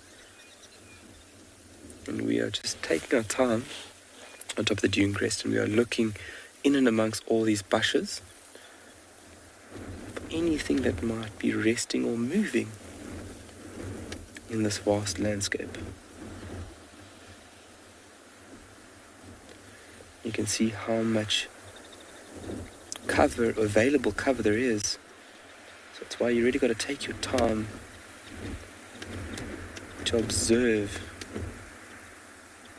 things out here, because something could be laying just in that grass, and by a quick, sudden glance you would miss it. But then taking your time and really looking, that's when you find things. Lovely cover and then lots of grass.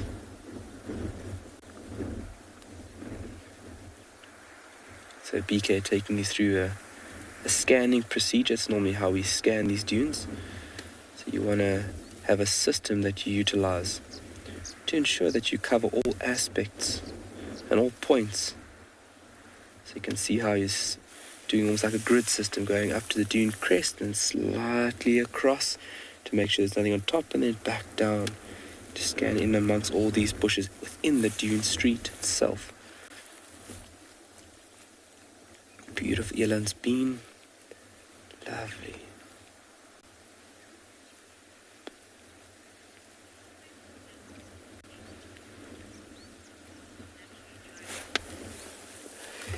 Peter, it will dry out. All this beautiful grass will dry out. So once it is dry, it does become a little more brittle. And so if you look, when animals move through here, they will break a lot of it down. There still will be a lot through the drier winter period that we are now fast approaching. So actually, from animals' activity, will open up a little bit of the landscape, and you would find towards the start of spring, you'll have a little more red exposed earth dotted throughout the landscape. Right now, there's still a lot of it around. It's still going into a period where it'll start becoming dormant. But very beautiful now to see the change, especially when we come into the end of winter. You'll see that if we come and sit on this exact same spot, that there'll be a lot more exposed red earth. That iron oxided coated sand would be exposed a lot more. Well, BK, you've done a phenomenal job there. Nothing. Okay. So we are going to continue into that vastness, but On that note, let's send you over to somebody who's got something with feathers.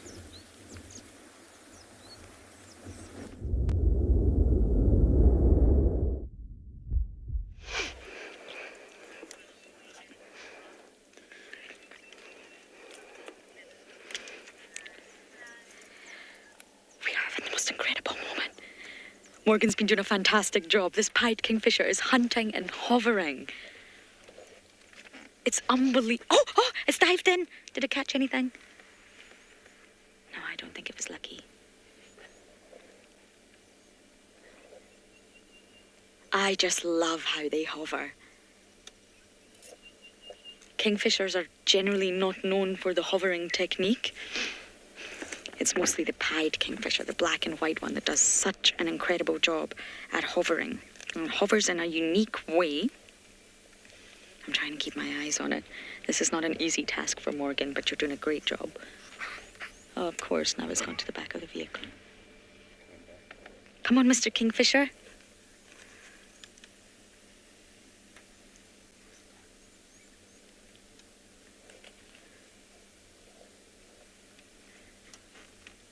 It's gone over here, Morgan. Do you see it? It's hovering again. It's hovering. That means it's going to make a... Must be hungry.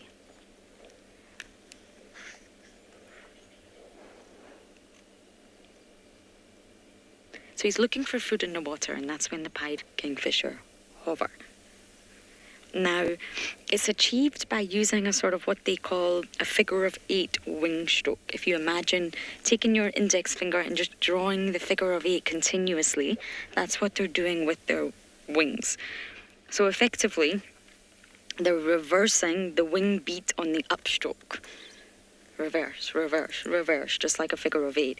And it's a very, very costly form of flight. It's a good form of flight. It means they can catch food, but it's costly. It's going to really eat into their energy budget. And that's why they can't sustain it for very long. I've lost the kingfisher now.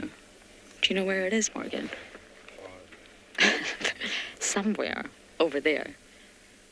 We're actually looking for the malachite. I think Steve had the malachite the other day, and believe it or not, I've never seen a malachite kingfisher. It is not on my bird list. And I'm desperate to tick it off my bird list. I was talking to someone the other day who has 800 on their bird list. I am at 200. I've got a long way to go. But going back to the hovering, it's not true hovering. It's not like the hummingbird. It's pretty unique. And yes, so it's not the same as the way a hummingbird would hover. That's completely different. The kingfisher cannot do that. It sort of hovers in its own way. And we would sort of call this aerial perching rather than hovering.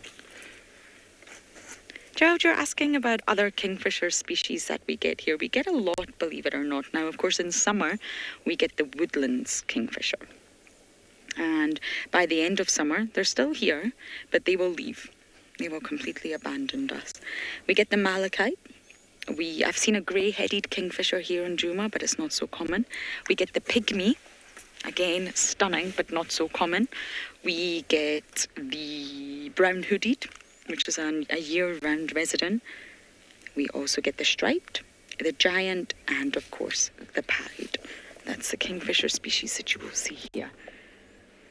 Ah, there we go, I've got him. I don't actually know if it's a male or female, but you can tell the difference if we get a good look.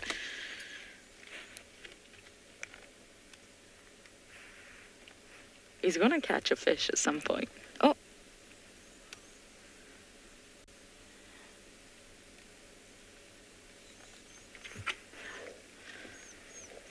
Amazing work, Morgan. He's now perched. That's going to make it a little bit easier for you. Is it a he or a she? It's very difficult to tell from here.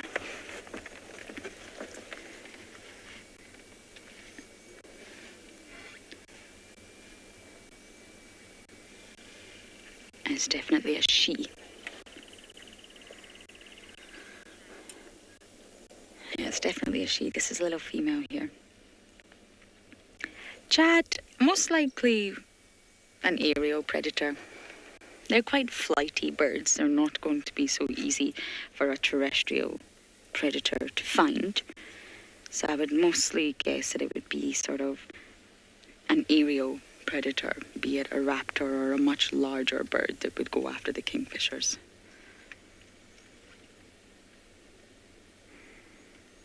But of course, I mean, if they were on the ground, snakes, absolutely, and terrestrial predators will always be opportunistic. If they can come across a bird, they absolutely will. But normally the pied kingfishers are always around water bodies, and they do keep themselves protected by sort of staying up the trees. Oh, this is so peaceful at Buffelshoek Dam. You can see the reflection. Look at that.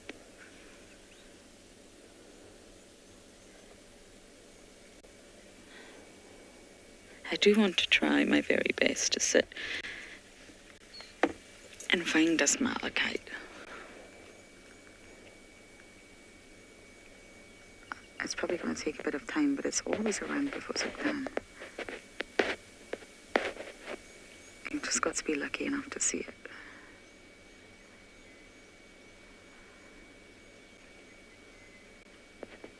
And this dam is still incredibly full.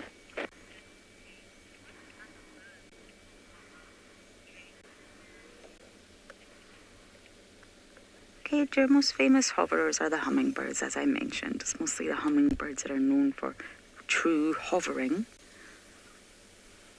They're very specialized at that. Whereas that pied kingfisher, as I mentioned, was mainly just sort of aerial perching. It looks like hovering, but they are using a completely different technique to the hummingbirds. The pied is really the only kingfisher you'll find doing that.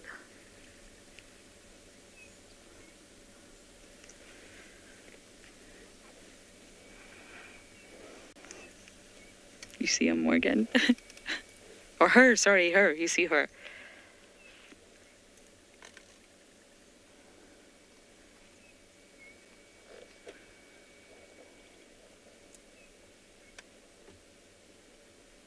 It is just so remarkable how they do this, really. They just rest and get up, hover, fly over the water, look for fish, and attempt to hunt one.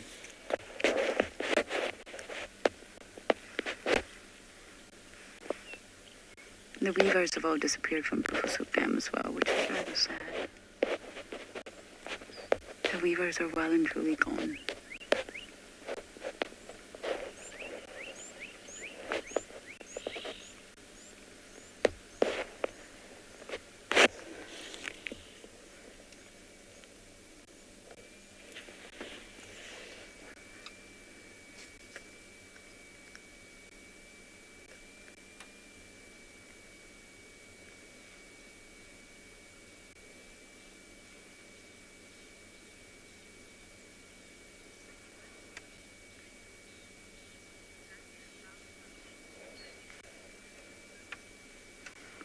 Okay, I'm going to sit tight here and really try to find this malachite.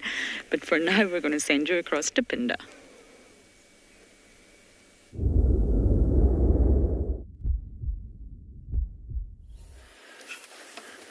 Welcome back to Pinda. And we were very lucky this morning to find these lions still on the move. And it's quite late in the morning. You can see it, the light is quite bright and it's quite hot already. So it's not very common to find lions on the move like this at this time of day. But you can see these two youngsters in front of us, the closest two in screen, are still very, very active. They've been playing around, chasing each other quite a lot. And they're also interested in every little thing that's moving around. You can see there was a little splash in the water and that one's just jumped in to try and get something. And it's at this age that lions will become very inquisitive and they'll try and pick up on as many skills as possible while they are still moving around with their mothers. These little youngsters are all females, which means they'll probably stay within their pride their whole lives.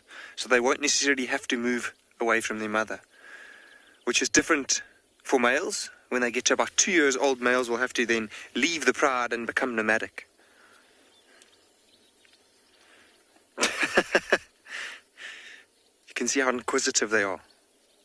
And their mothers have already kept moving, but these three are lagging behind a little bit. But I do think that they will probably keep moving some point soon. You can see how they lift up their ears and investigate every little sound around them. Let's see what this last one does now that its sisters are starting to move along down the road.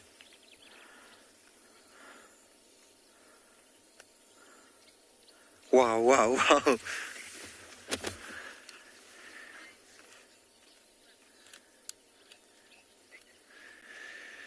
Tommy, I don't know if lions would ever go for a swim. I've seen in places like the Okavango Delta where they'd have to, then maybe they would. No way. Look, you see that one lion cub had chased something in the water? Look in the water there. There's a vervet monkey swimming. So talking about lions swimming, remember that one jumped down the bank? It seemed like it flushed that vervet monkey into the dam.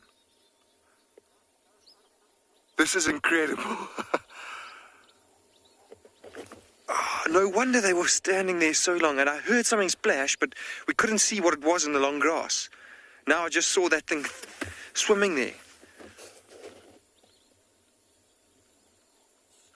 So, Tommy, looks like vervet monkeys do sometimes go for swims. This is incredible. I hope it gets to the bank. There are crocodiles in this dam. It is very close by now, though. Very, very close. I hope it makes it. This is incredible, incredible scenes here at Phinda.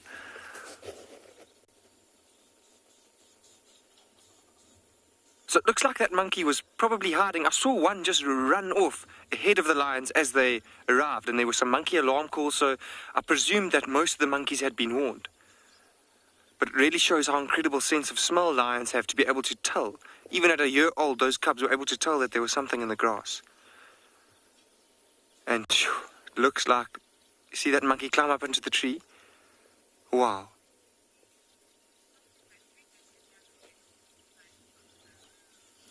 Lilu, I'm glad you crossed your fingers and it looks like it's made it. Let's keep going and stick with the lions. It looks like we won't get much of a view of those monkeys. Wow, that is so cool. I've never ever seen something like that.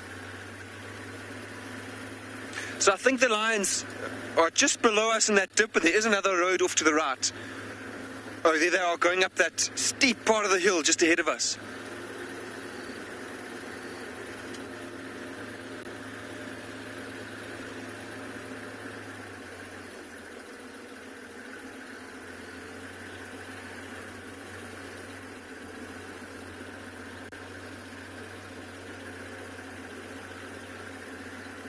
See how the two lionesses which are in front, they always lead the youngsters, which will just follow them wherever they go.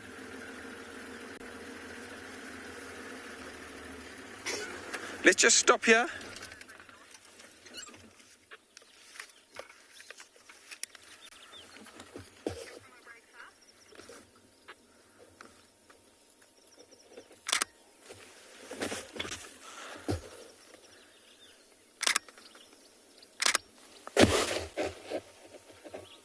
See how interested they are in playing with each other and following up on every little sound.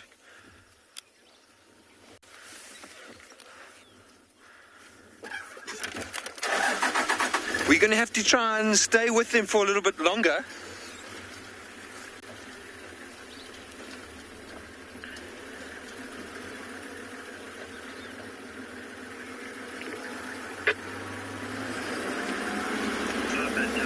This is a very steep hill. Hold on, Odie.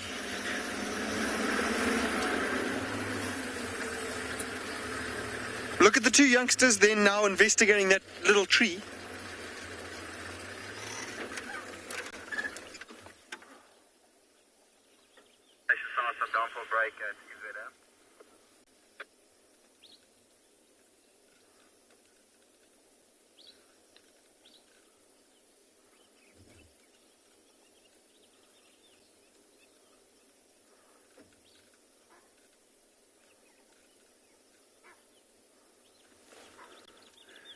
can hear the monkey still making alarm calls off behind us. And it doesn't look like a wet monkey, so maybe it was just another member of the troop that I can see at the moment. But we are parked very precariously on a very steep hill, so I'm going to have to reposition us soon, because I think we're going to lose sight of them.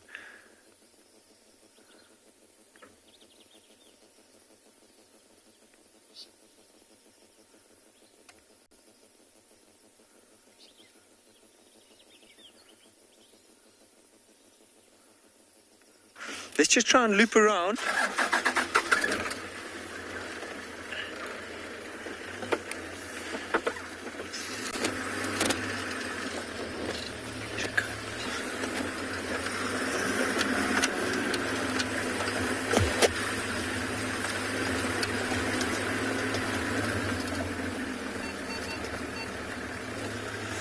Dale for Angus Dale.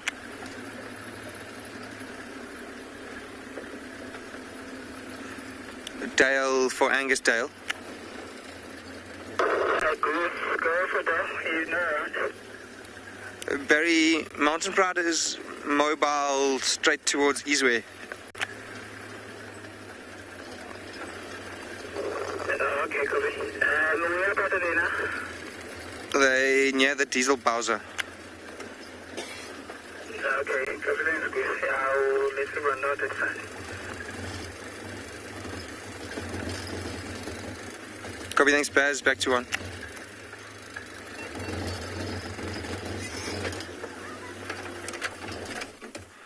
Okay, so I think we're going to stick with these lines for now. And we'll send you off to Ngala so long.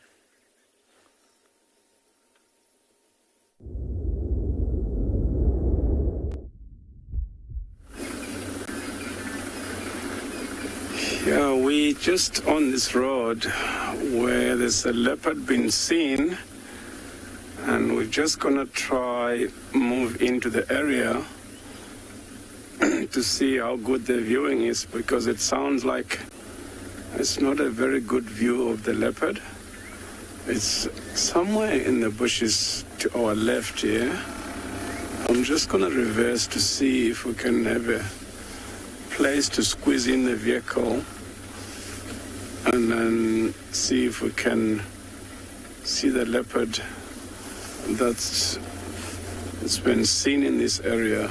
It sounded like the animal was on a baboon carcass, but I'm not sure how much space we're going to get, because there's already another vehicle in the area. And we're going to have to wait for them to move out. As soon as they've moved out, we'll take that space where that vehicle is, but we can't see the vehicle for now.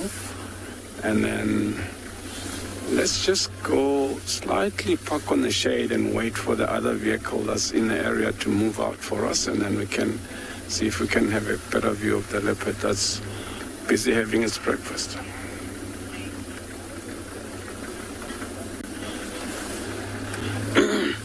Yeah, we're just going to wait here for the other vehicle to move out, and then we can see if we can maneuver our vehicles to get to a better position. While we're doing that, we're going to go over to JP and see what JP's found for us.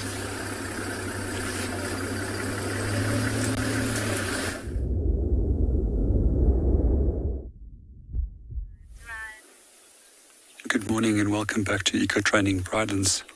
We're not going to say much because we're very, very close to elephant. We're currently sitting in a high position, so we've got safe ground. And we've also got approximately 20 buffalo that's approaching this waterhole. So just enjoy.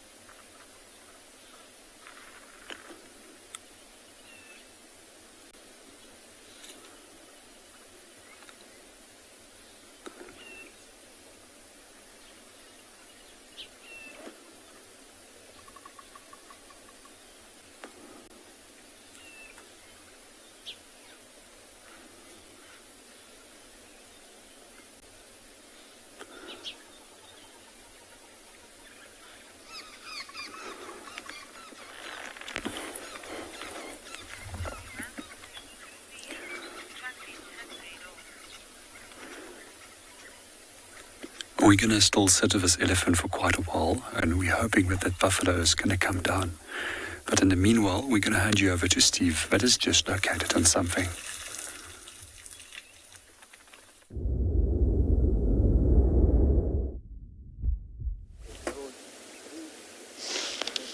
Welcome to Simbumbili, everybody, where we have got the Talamati Pride. Their track crossed over. Guys were following them this morning. But we were following up on our leopard tracks and alarm calls. And now we heard the Talamatis had possibly crossed into Simbumbili at One-Eyed Pan, of all places, the place we've been spending a fair amount of time. And so they are here just south of One-Eyed Pan, not by very far. We did a quick little scout of the water chickens at One-Eyed Pan, but we didn't see them. But we did a very quick cursory look. So we're not sure. I'm sure they're still there. I don't think lions would have tried to catch little water chickens. As we closed the show last night, we bumped into this pride on quarantine. 9 pride members and dark mane.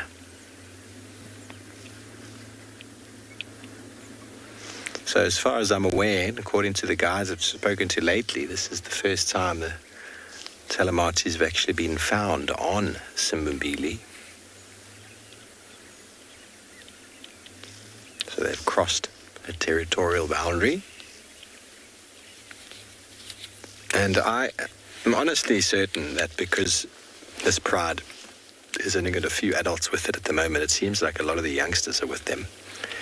That's why they're avoiding the buffalo, because if the pride was 14 strong with all their adult lionesses, I think they would be following and hunting the buffalo, but they are deliberately avoiding them. They seem to be avoiding them altogether. I mean, the other night we had the buffalo at Sydney's Dam, and we heard the lions were on the way there, and we thought, oh goodness, this is going to be fun. The lions went north and killed an impala in Hardecool. They actually went the opposite direction, and then 2 nights in a row the buffalo have been around and they've gone the opposite direction. So I suppose it's like the art of war. You know, you only attack what you know you have confidence in beating, or you retreat and go and tackle smaller prey. And although the young lionesses are definitely getting involved in the hunt, they probably don't have the necessary skill it takes to take down a buffalo.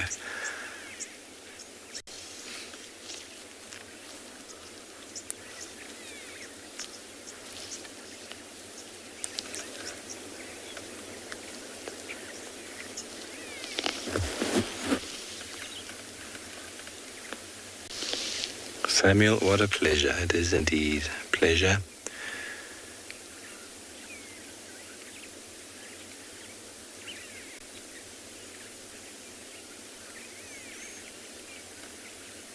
We're enjoying a little bit of guarri shade.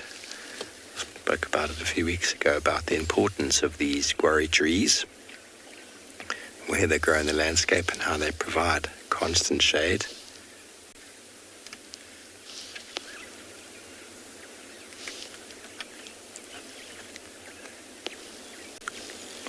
What can you see there? I probably heard something.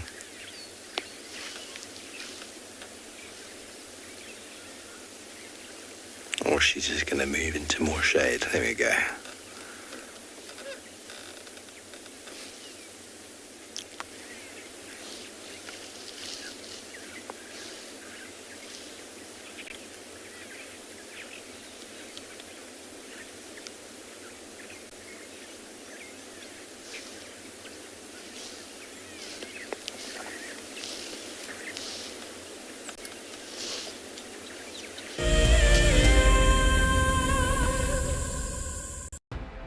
In preparation for our 14th birthday, we will be lighting up a fire and heading on a special journey down memory lane.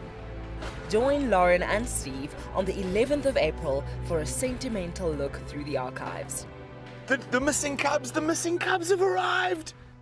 Holy moly, everyone, this is incredible stuff. Oh my goodness, everyone. Oh, there's 2. Who better to have as special guests than the Wild Earth co-founders Emily and Graham Wallington.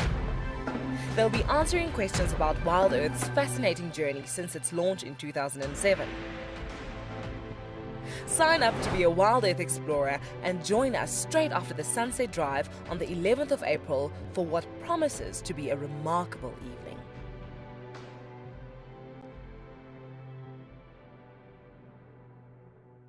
So in 1998, we had this idea to go and put a live web camera on a waterhole somewhere in the Sabi Sands next to the Kruger National Park. And I approached just about every single landowner and everybody thought I was completely crazy until I met Yuri and Pippa Moorman. We thought it was definitely a fun idea and a worthwhile thing to experiment. And it immediately became a runaway success. And it gave people all around the world the opportunity to watch a little piece of Africa day and night. Back in 1998, it was the very early stages of the internet. And all we were able to do was to get a 30-second refreshing JPEG out of that camera. But over time, what we began to do is focus more and more on trying to develop this concept of giving people the opportunity to go on safari. Even though we live just 500 meters up this hill, we still put the camera on to see what's happening. Absolutely, we watch it ourselves. My name is Taylor McCurdy and I work for Eco Training. I love hearing from all of the viewers. However, I particularly enjoy those of you who have been watching for a few years. Your questions are just so advanced and they really get me thinking. If you'd like to ask a question on Wild Earth, you need to register on our website. Once you've done that, head to the Live Safari page and submit your questions below the live feed.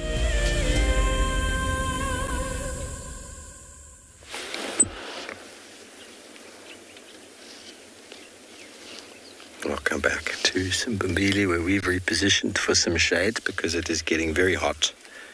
We're taking advantage of a guarri bush as well.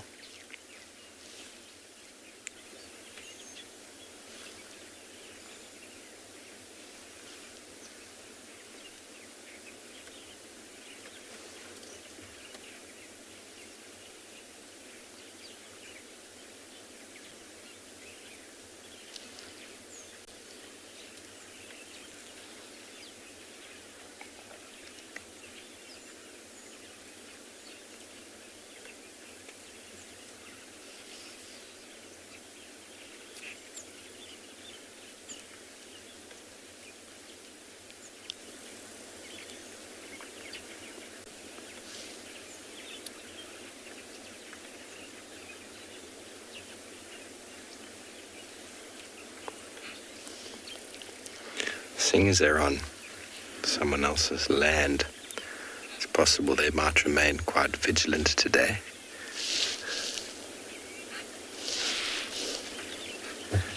I wonder, Darby, I wonder if he got it. Oh, he's going to go behind the bush. Are we going to get him? He turned around, did he? Yeah. Oh. A lilac Residrola doing his thing.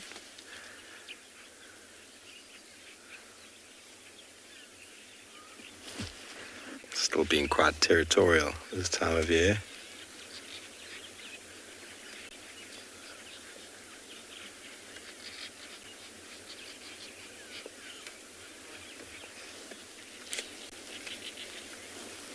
Lilipan, I'm not sure, but I believe that the Umkuhumas, Telematis, Torchwoods all come from a similar sort of origin. Goes back a few years, so I'm not sure exactly.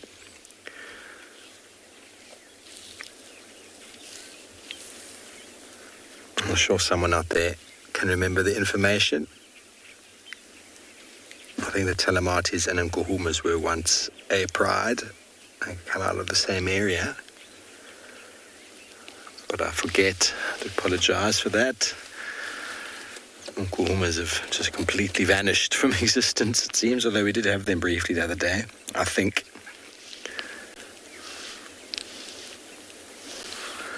But that's what happens. It's natural sort of occurrence in lion prides. They get to a certain number and they break apart. Food resource becomes scarce. Lions can't sustain numbers greater than 15 to 20. And so once that happens, individuals will have to break apart, because if they're at that number and then they have another set of cubs, it just becomes unmanageable. The squabbling over the scraps at the dinner table become too much, and rifts in the family start to develop, and then females that were bonded before potentially will move apart, taking their cubs with them, starting a new pride altogether.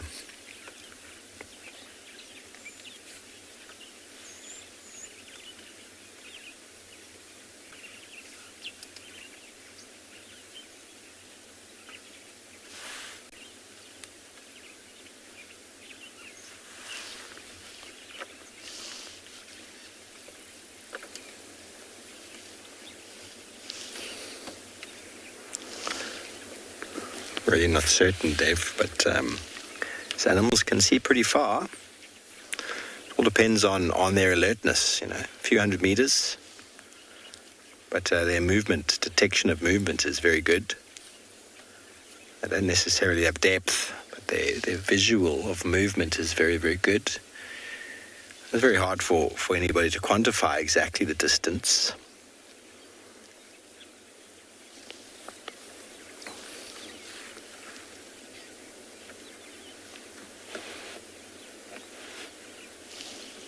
Cheetah are able to see very, very far in the daytime, but that's probably just to do with the fact that they're under so much pressure.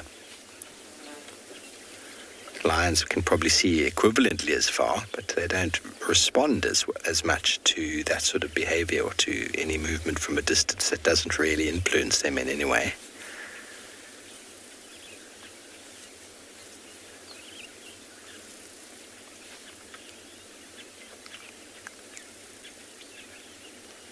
And obviously, different environments provide different landscapes.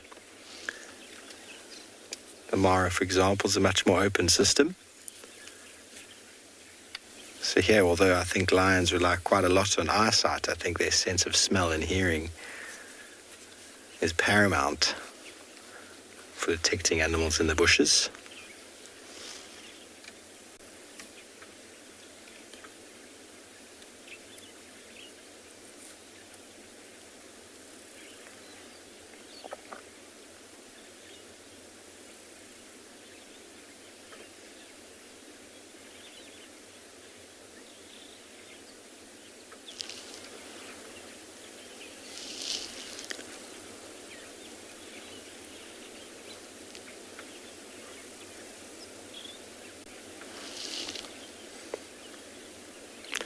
Sure, as lions become sub-adults for about a year or so, the youngsters will start getting involved.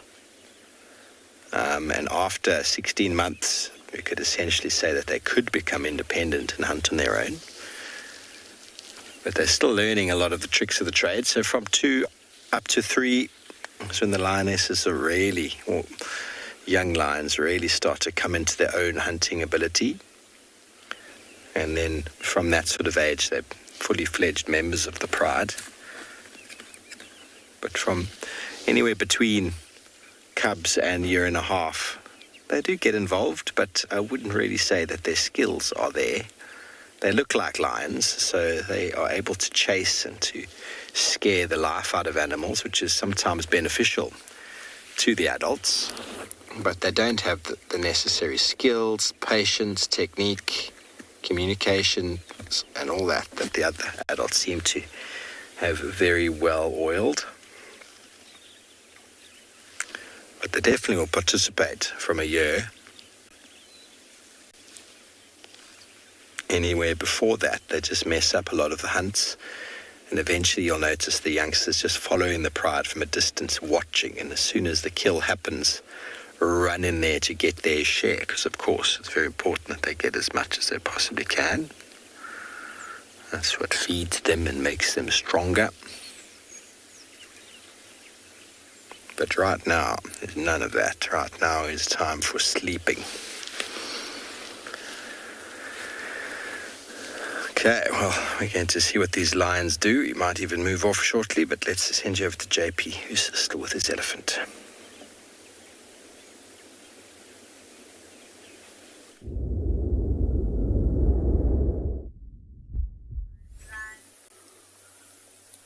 Welcome back to Eco Training Pridelands. We're still watching our elephant who's just finished drinking.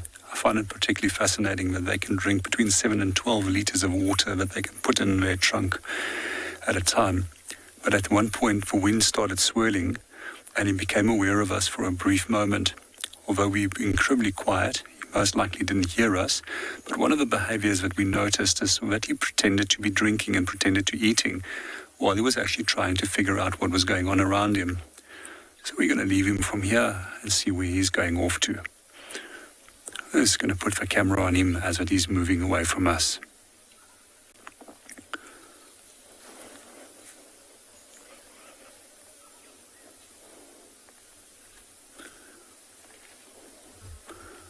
There's a number of statistics that claim how many litres of water an elephant can drink in a day, but obviously it also depends on the size of the animal. Some books claim approximately 120 litres that they will consume.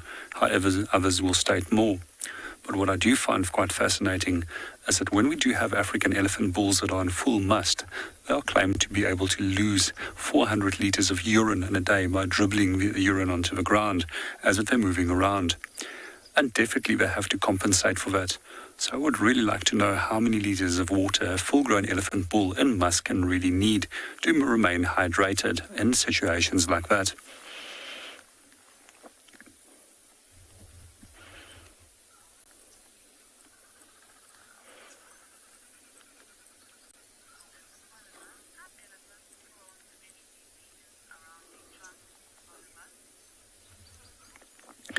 Good morning, Oliver, and welcome to the show. Yes, they are. They can also develop a disease where that leads to the malfunction of a trunk. What I also find quite fascinating is that in the first few months of their life, the trunk as a muscle needs to be learned how to be able to be used, and then after that, they will start being able to use it.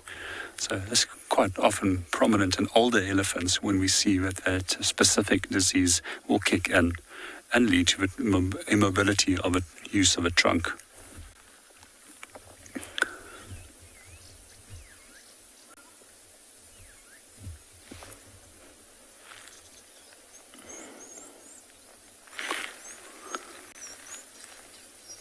So from here we're going to move on and see what else we can go and find.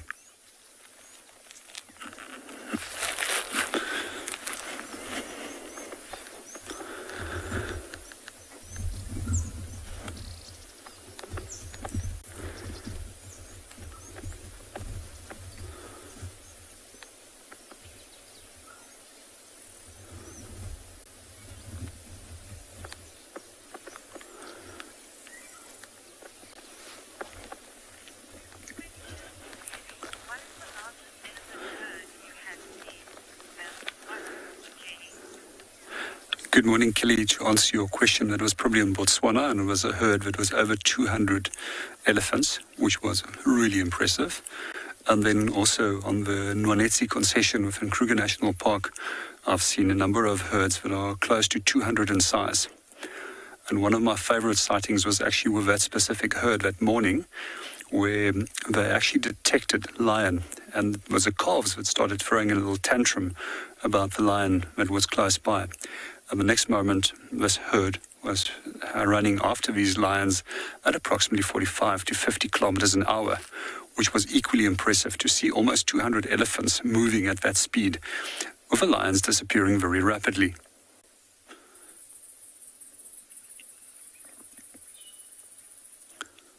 They also have the ability to form much larger herds, especially in East Africa and in other areas. And quite often, there's a number of different herds that will amalgamate or form a group and then split off. Quite often, they tend to form the larger groups in the wet season and then split off during the dry seasons into smaller groups. Typically, these breeding herds are, as you're familiar with, are led by individual cows, which is known as a matriarch.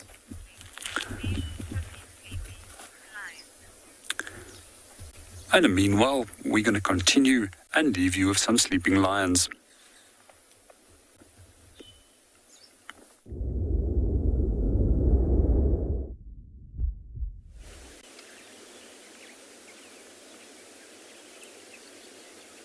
Very sleepy lions in the open. There's a few more of them at the back there, but they're all in the shade, all hiding from the baking hot sun. This is still going to be quite a warm day.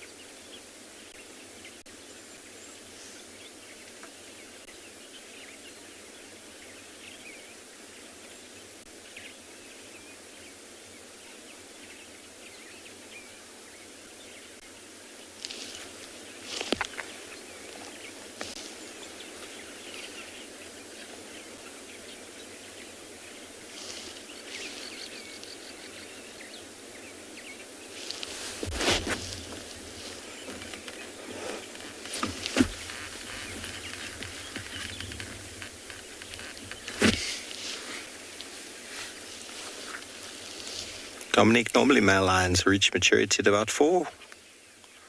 So any time after that age, it's possible for them to become a pride male. But it's unlikely for the most part. Depends on the coalition. There's no set number really. There could be a coalition of 6 boys who turn 3.5 and they could take over pride. 6 boys who turn 4, or one male on his own would have to be quite big and old. He could only be 7, 8.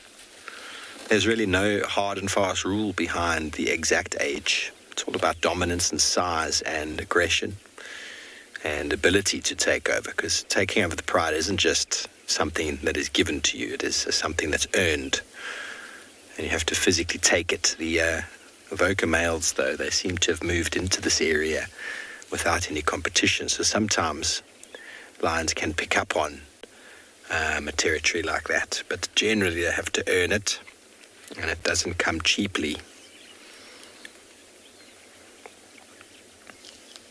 So anywhere from the ages of 4.5, 5, you get males pretty much becoming dominant. But as I said before, there's no real hard and fast rule there. Some males might be in the same pride in different ages, and they move off as a coalition. You could have a 5-year-old, a 4-year-old, and a 3.5-year-old, and they could form a coalition.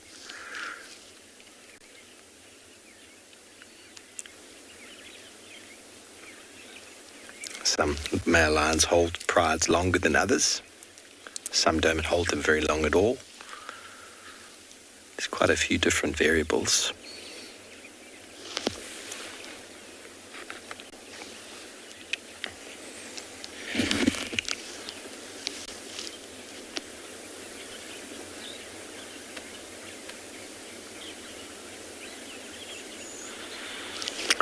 No, Alison, there's no...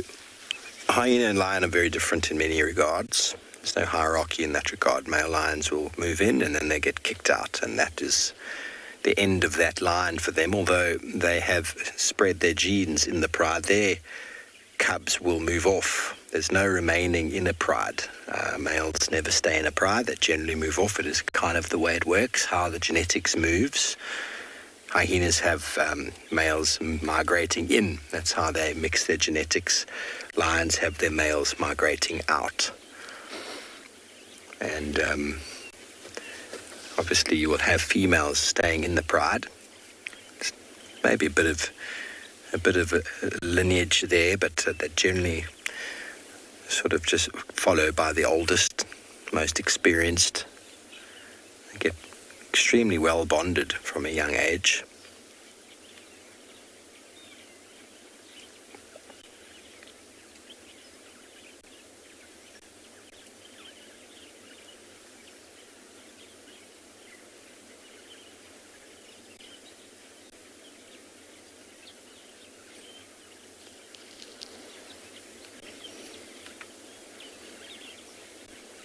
Okay, well, we're probably going to move off from our lions, go and catch up on our little water chickens while we send you over to Lauren. He's got something for you.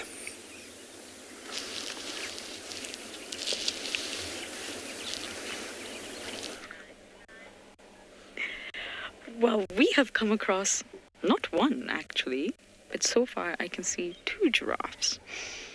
And it's actually wonderful to see giraffes again. It's been a while since I've had a giraffe sighting. There we go.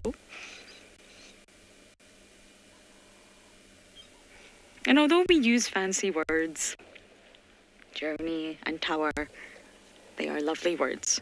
Really, collectively, giraffes can just be termed a herd. It really is a herd of giraffes at the end of the day. But of course, as humans, we like to make it fancy and dancy, and we say journey and tower, which is lovely. But really, it is just a herd.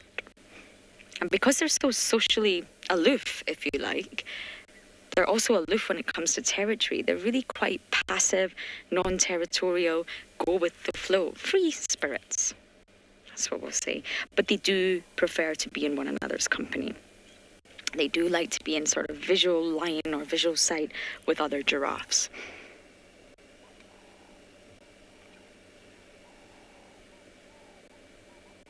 And in the last 15 years, populations of giraffes have really declined by about 40%, which is almost half. Now, that's a lot. That's very, very worrying. They are listed as vulnerable, but it's slightly confusing because on the IUCN Red List, they're still listed as one species, just giraffe. But actually, they are now classified as 4 different species confirmed by DNA and genetics. The southern, the Maasai, the reticulated, and the northern. And you can actually visually tell them all apart. They have different patterns in their patches. And the latest study basically shows that through DNA testing, the 4 species of giraffe have not crossbred. Oops. That radio's been quiet for long enough. The 4 species have not crossbred or exchanged any genetic material whatsoever for millions of years.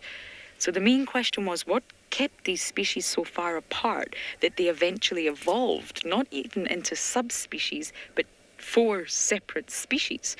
And the sort of main theory is physical barriers. So things like rivers and mountain ranges possibly kept the population separated enough for the new species to then arise. Subspecies are just the same. You get 9 different subspecies of leopards, for example.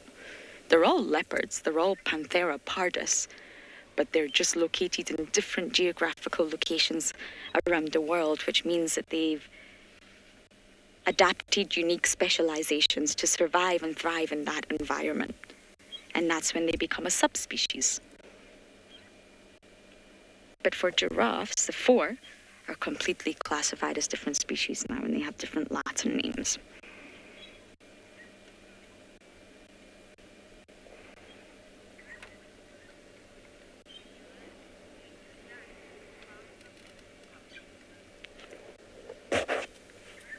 Okay, we're going to just bumble a little bit around quarantine to see if we can find some other animals for you. And for now, we're going to send you across to another location.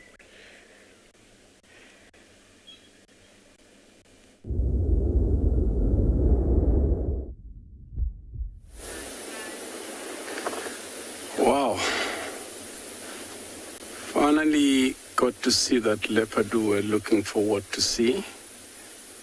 As I said earlier, we're going to move and park onto the shade and wait because it was only a space for one vehicle. This leopard was not found by us. It was found by another vehicle, so we had to wait for them to leave. And I'd like to apologize to our viewers at home because it took so long to get here. But again, thank you for being patient with us. And we finally got to see the leopard that we were looking forward to see. This is a young male leopard. I'm not sure if you can see, he's just busy feeding on something there. The guys that found the leopard, they got here while there was still a little bit of meat left. It looks like the leg that is finishing up there, but they said it was a baboon, or it's still a baboon. That's he's finishing up. And then I think he caught this baboon during the night. And I would say I admire this leopard because he's still a young male, maybe 3.5 towards 4 years. He's taking it away from us now, unfortunately. Yeah, so baboons are favorite food for these animals, but they're not easy prey. We'll try go for them at night when they're roosting up trees because they can't see exactly what's happening otherwise. I've seen a fully grown male baboon chasing the leopard away. And then this is a very good area where baboon can roost. If you look around us here, to our left above the leopard, there's a beautiful tree that the leopard can easily take the carcass onto, because leopards will take the prey in trees for the safety reason, because they're single animals. Once they feed on the ground, if there are hyenas on the ground, the chances are they'll lose the kill onto hyenas, because they'll try not to fight with other predators. Being elusive,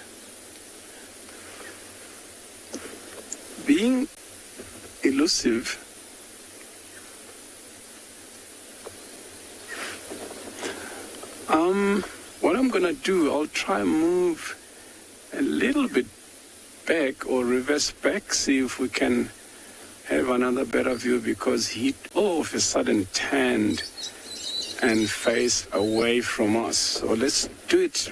Just be with me 1 second. I'm not going to take long. I'm just moving slightly backwards so we can try see if we can have a little bit better view of this leopard here. While he's busy finishing up the rest of the baboon.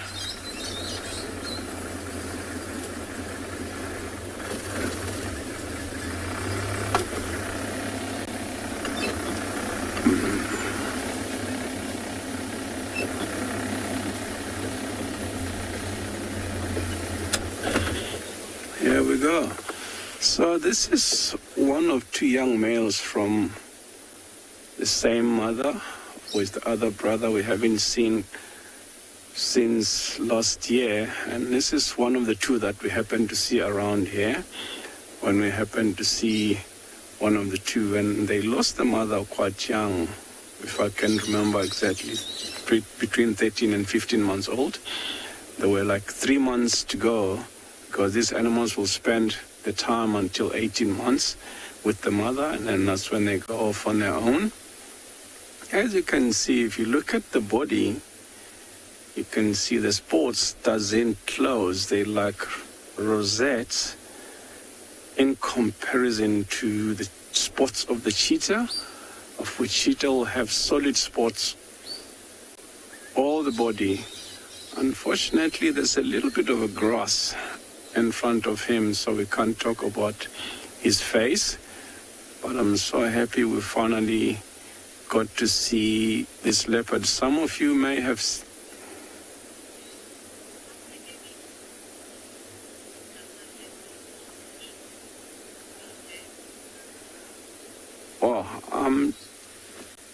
this is a very good question. Like I said earlier, baboons are favorite food for leopards.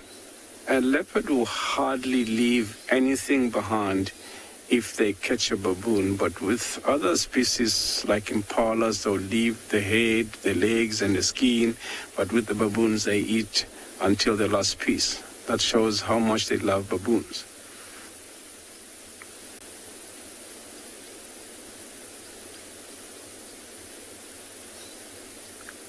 Some of you guys who are watching us almost every day, if you may have happened to see this leopard before, this is the one leopard that's called Makoti male.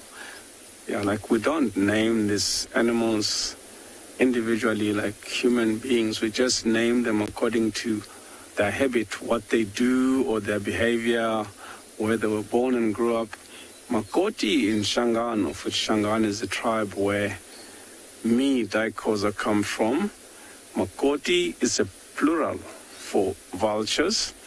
And then when they lost the mother, he survived by going up trees and get chicks from vultures' nests. So That's where he ended up with the name Makoti, of which he used to hunt chicks from the vulture's nest until this age, of which that was very well done for the young leopard to do that, to survive. Unfortunately, unlucky for the vultures, because these are one of the endangered species that's becoming endangered in Africa. But anyway, he was not killing for fun, he was killing to eat. So here he is today.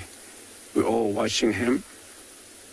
Yeah, these animals will take something like 1.5 twice their body weight up a tree if they have to. If there's hyenas in the area, because they third of food chain, on top will be the lion, and I don't think leopard will be the second, but not. Hyena is the second, and then leopard is third, wild dog fourth, 1 on 1, and then cheetah will be the last. So these animals are third.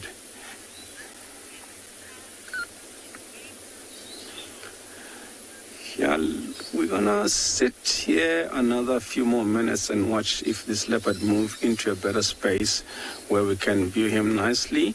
Otherwise, we're gonna have to go over to Carl and see what Carl has found for us.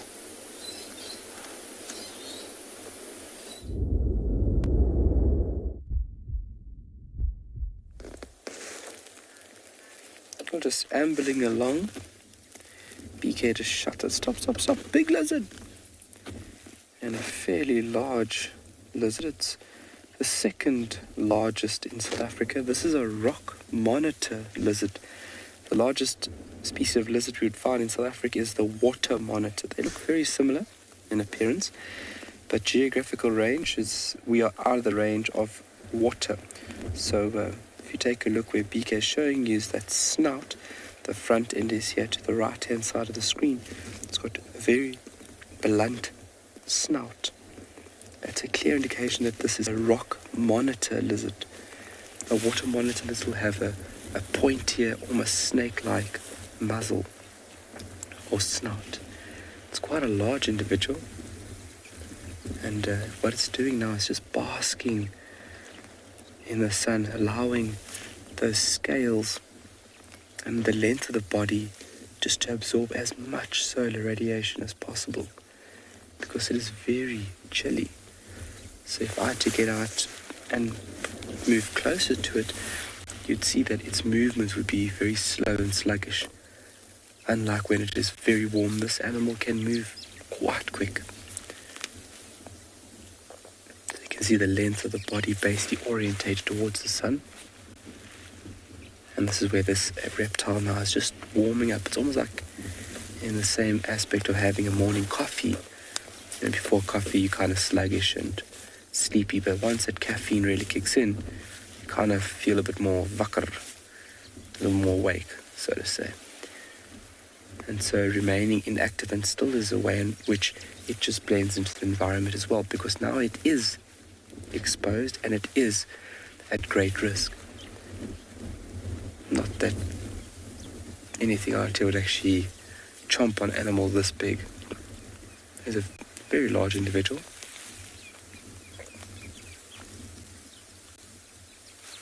But really remarkable to see it just laying absolutely dead still. You can see the nice round eyes. So it's also a way in which you can ID this, because it's got round pupils. Look at that. Pat, in the summer period, if we're out and about, especially on a bushwalk, Pat, we can come across their tracks quite a lot, and tracking down the animals is not a very difficult task. So in the summer periods, they are very, very active. Now coming into winter, these animals reside in underground burrow systems, such as an old warthog burrow system or the meerkat burrow systems, where they would seek refuge through the cooler parts now of the year. So summer, we can find them fairly active, especially in the early part of summer when they are mating.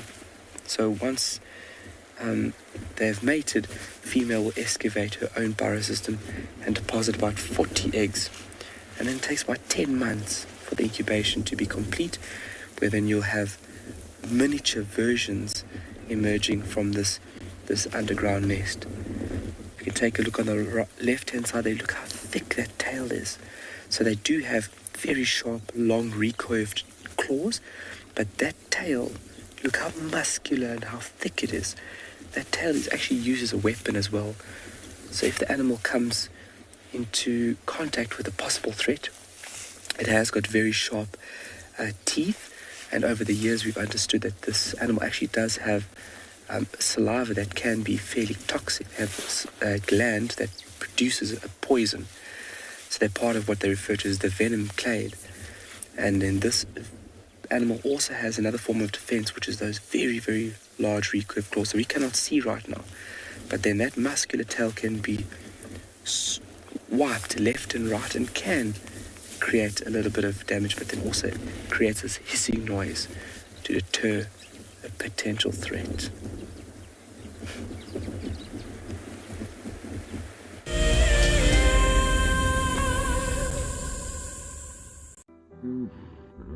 Nestled on the banks of one of the largest lakes in the Sabi Sands lies an award-winning game lodge called Tswalu. Many of you will have been on safari here virtually with Wild Earth, but now we are offering you the chance to see it for yourself in person. Sign up to be a Wild Earth Explorer before the end of April, and you and a friend could win 3 nights to this luxury lodge. In addition to the unforgettable safaris, you can unwind on the deck, relax in the pool, and even savor the various bush dining experiences. Tswalu's holistic approach to hospitality, with specific emphasis on conservation, will leave you with the very best memories of the African wild. Wild Earth Explorers, it's in your nature. Staying one step ahead is the key to survival out in the African wild. And now you can stay in front of the pack with a Wild Earth weekly newsletter. Sign up to be a Wild Earth Explorer and you will get exclusive behind-the-scenes stories about your favorite guides and camera operators. Information about our upcoming plans and projects will be delivered to your inbox every week before anyone else. And you can hone your guiding skills by taking part in our Identify Me nature quizzes. Wild Earth Explorers, it's in your nature. My name is Taylor McCurdy and I work for Eco Training. I love hearing from all of the viewers. However, I particularly enjoy those of you who have been watching for a few years. Your questions are just so advanced and they really get me thinking. If you'd like to ask a question on Wild Earth, you need to register on our website. Once you've done that, head to the live safari page and submit your questions below the live feed. What are you looking at, man? That's its gangster face.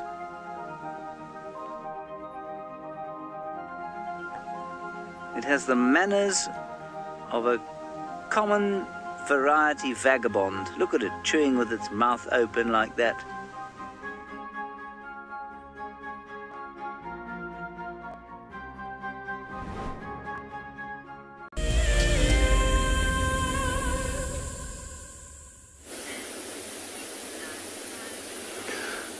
Wow, how incredible was that?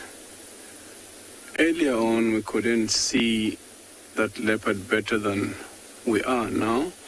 That shows that he's looking more or less to all the small pieces that's in the area so that he can finish up on those. As you can see, he turned away with one piece and then he's just finished the one piece that he's got up with and lay down and face away from us, and then he's just finished that piece now. So he just came back to where he was earlier on to check around, see if he can get more pieces that's left in the area. As I mentioned earlier on, how much these animals love the baboon. It's also very exciting for me because this young male leopard has grown up now. He's going to have to go somewhere else and start establishing his territory. Haven't seen him, if I count, this is the 3rd month now. I'm seeing him for the first time myself for the first time in 3 months, of which is really incredible. You'll think this is exciting for you, our viewers at home, but for us it's even more exciting because we watch these animals being born and grow up, and all of a sudden the animal will disappear. And then here he is. He showed up again after quite some time. For me, it's wow, he's still alive. It's like having a pet at home, and then you wake up in the morning, your pet has disappeared, and you wonder whether he's still alive or been killed, and all of a sudden showed up. Isn't that cool that animals can disappear and then always all of a sudden show up again? So this is what happened with this animal. He had disappeared for quite some time, and some of us were even thought he's crossed into our neighborhood of Ngala Reserve, and then all of a sudden today here he is. It's a beautiful male. See, he's looking up in a tree, which sometimes when you see them doing that, there are chances that you might go up a tree.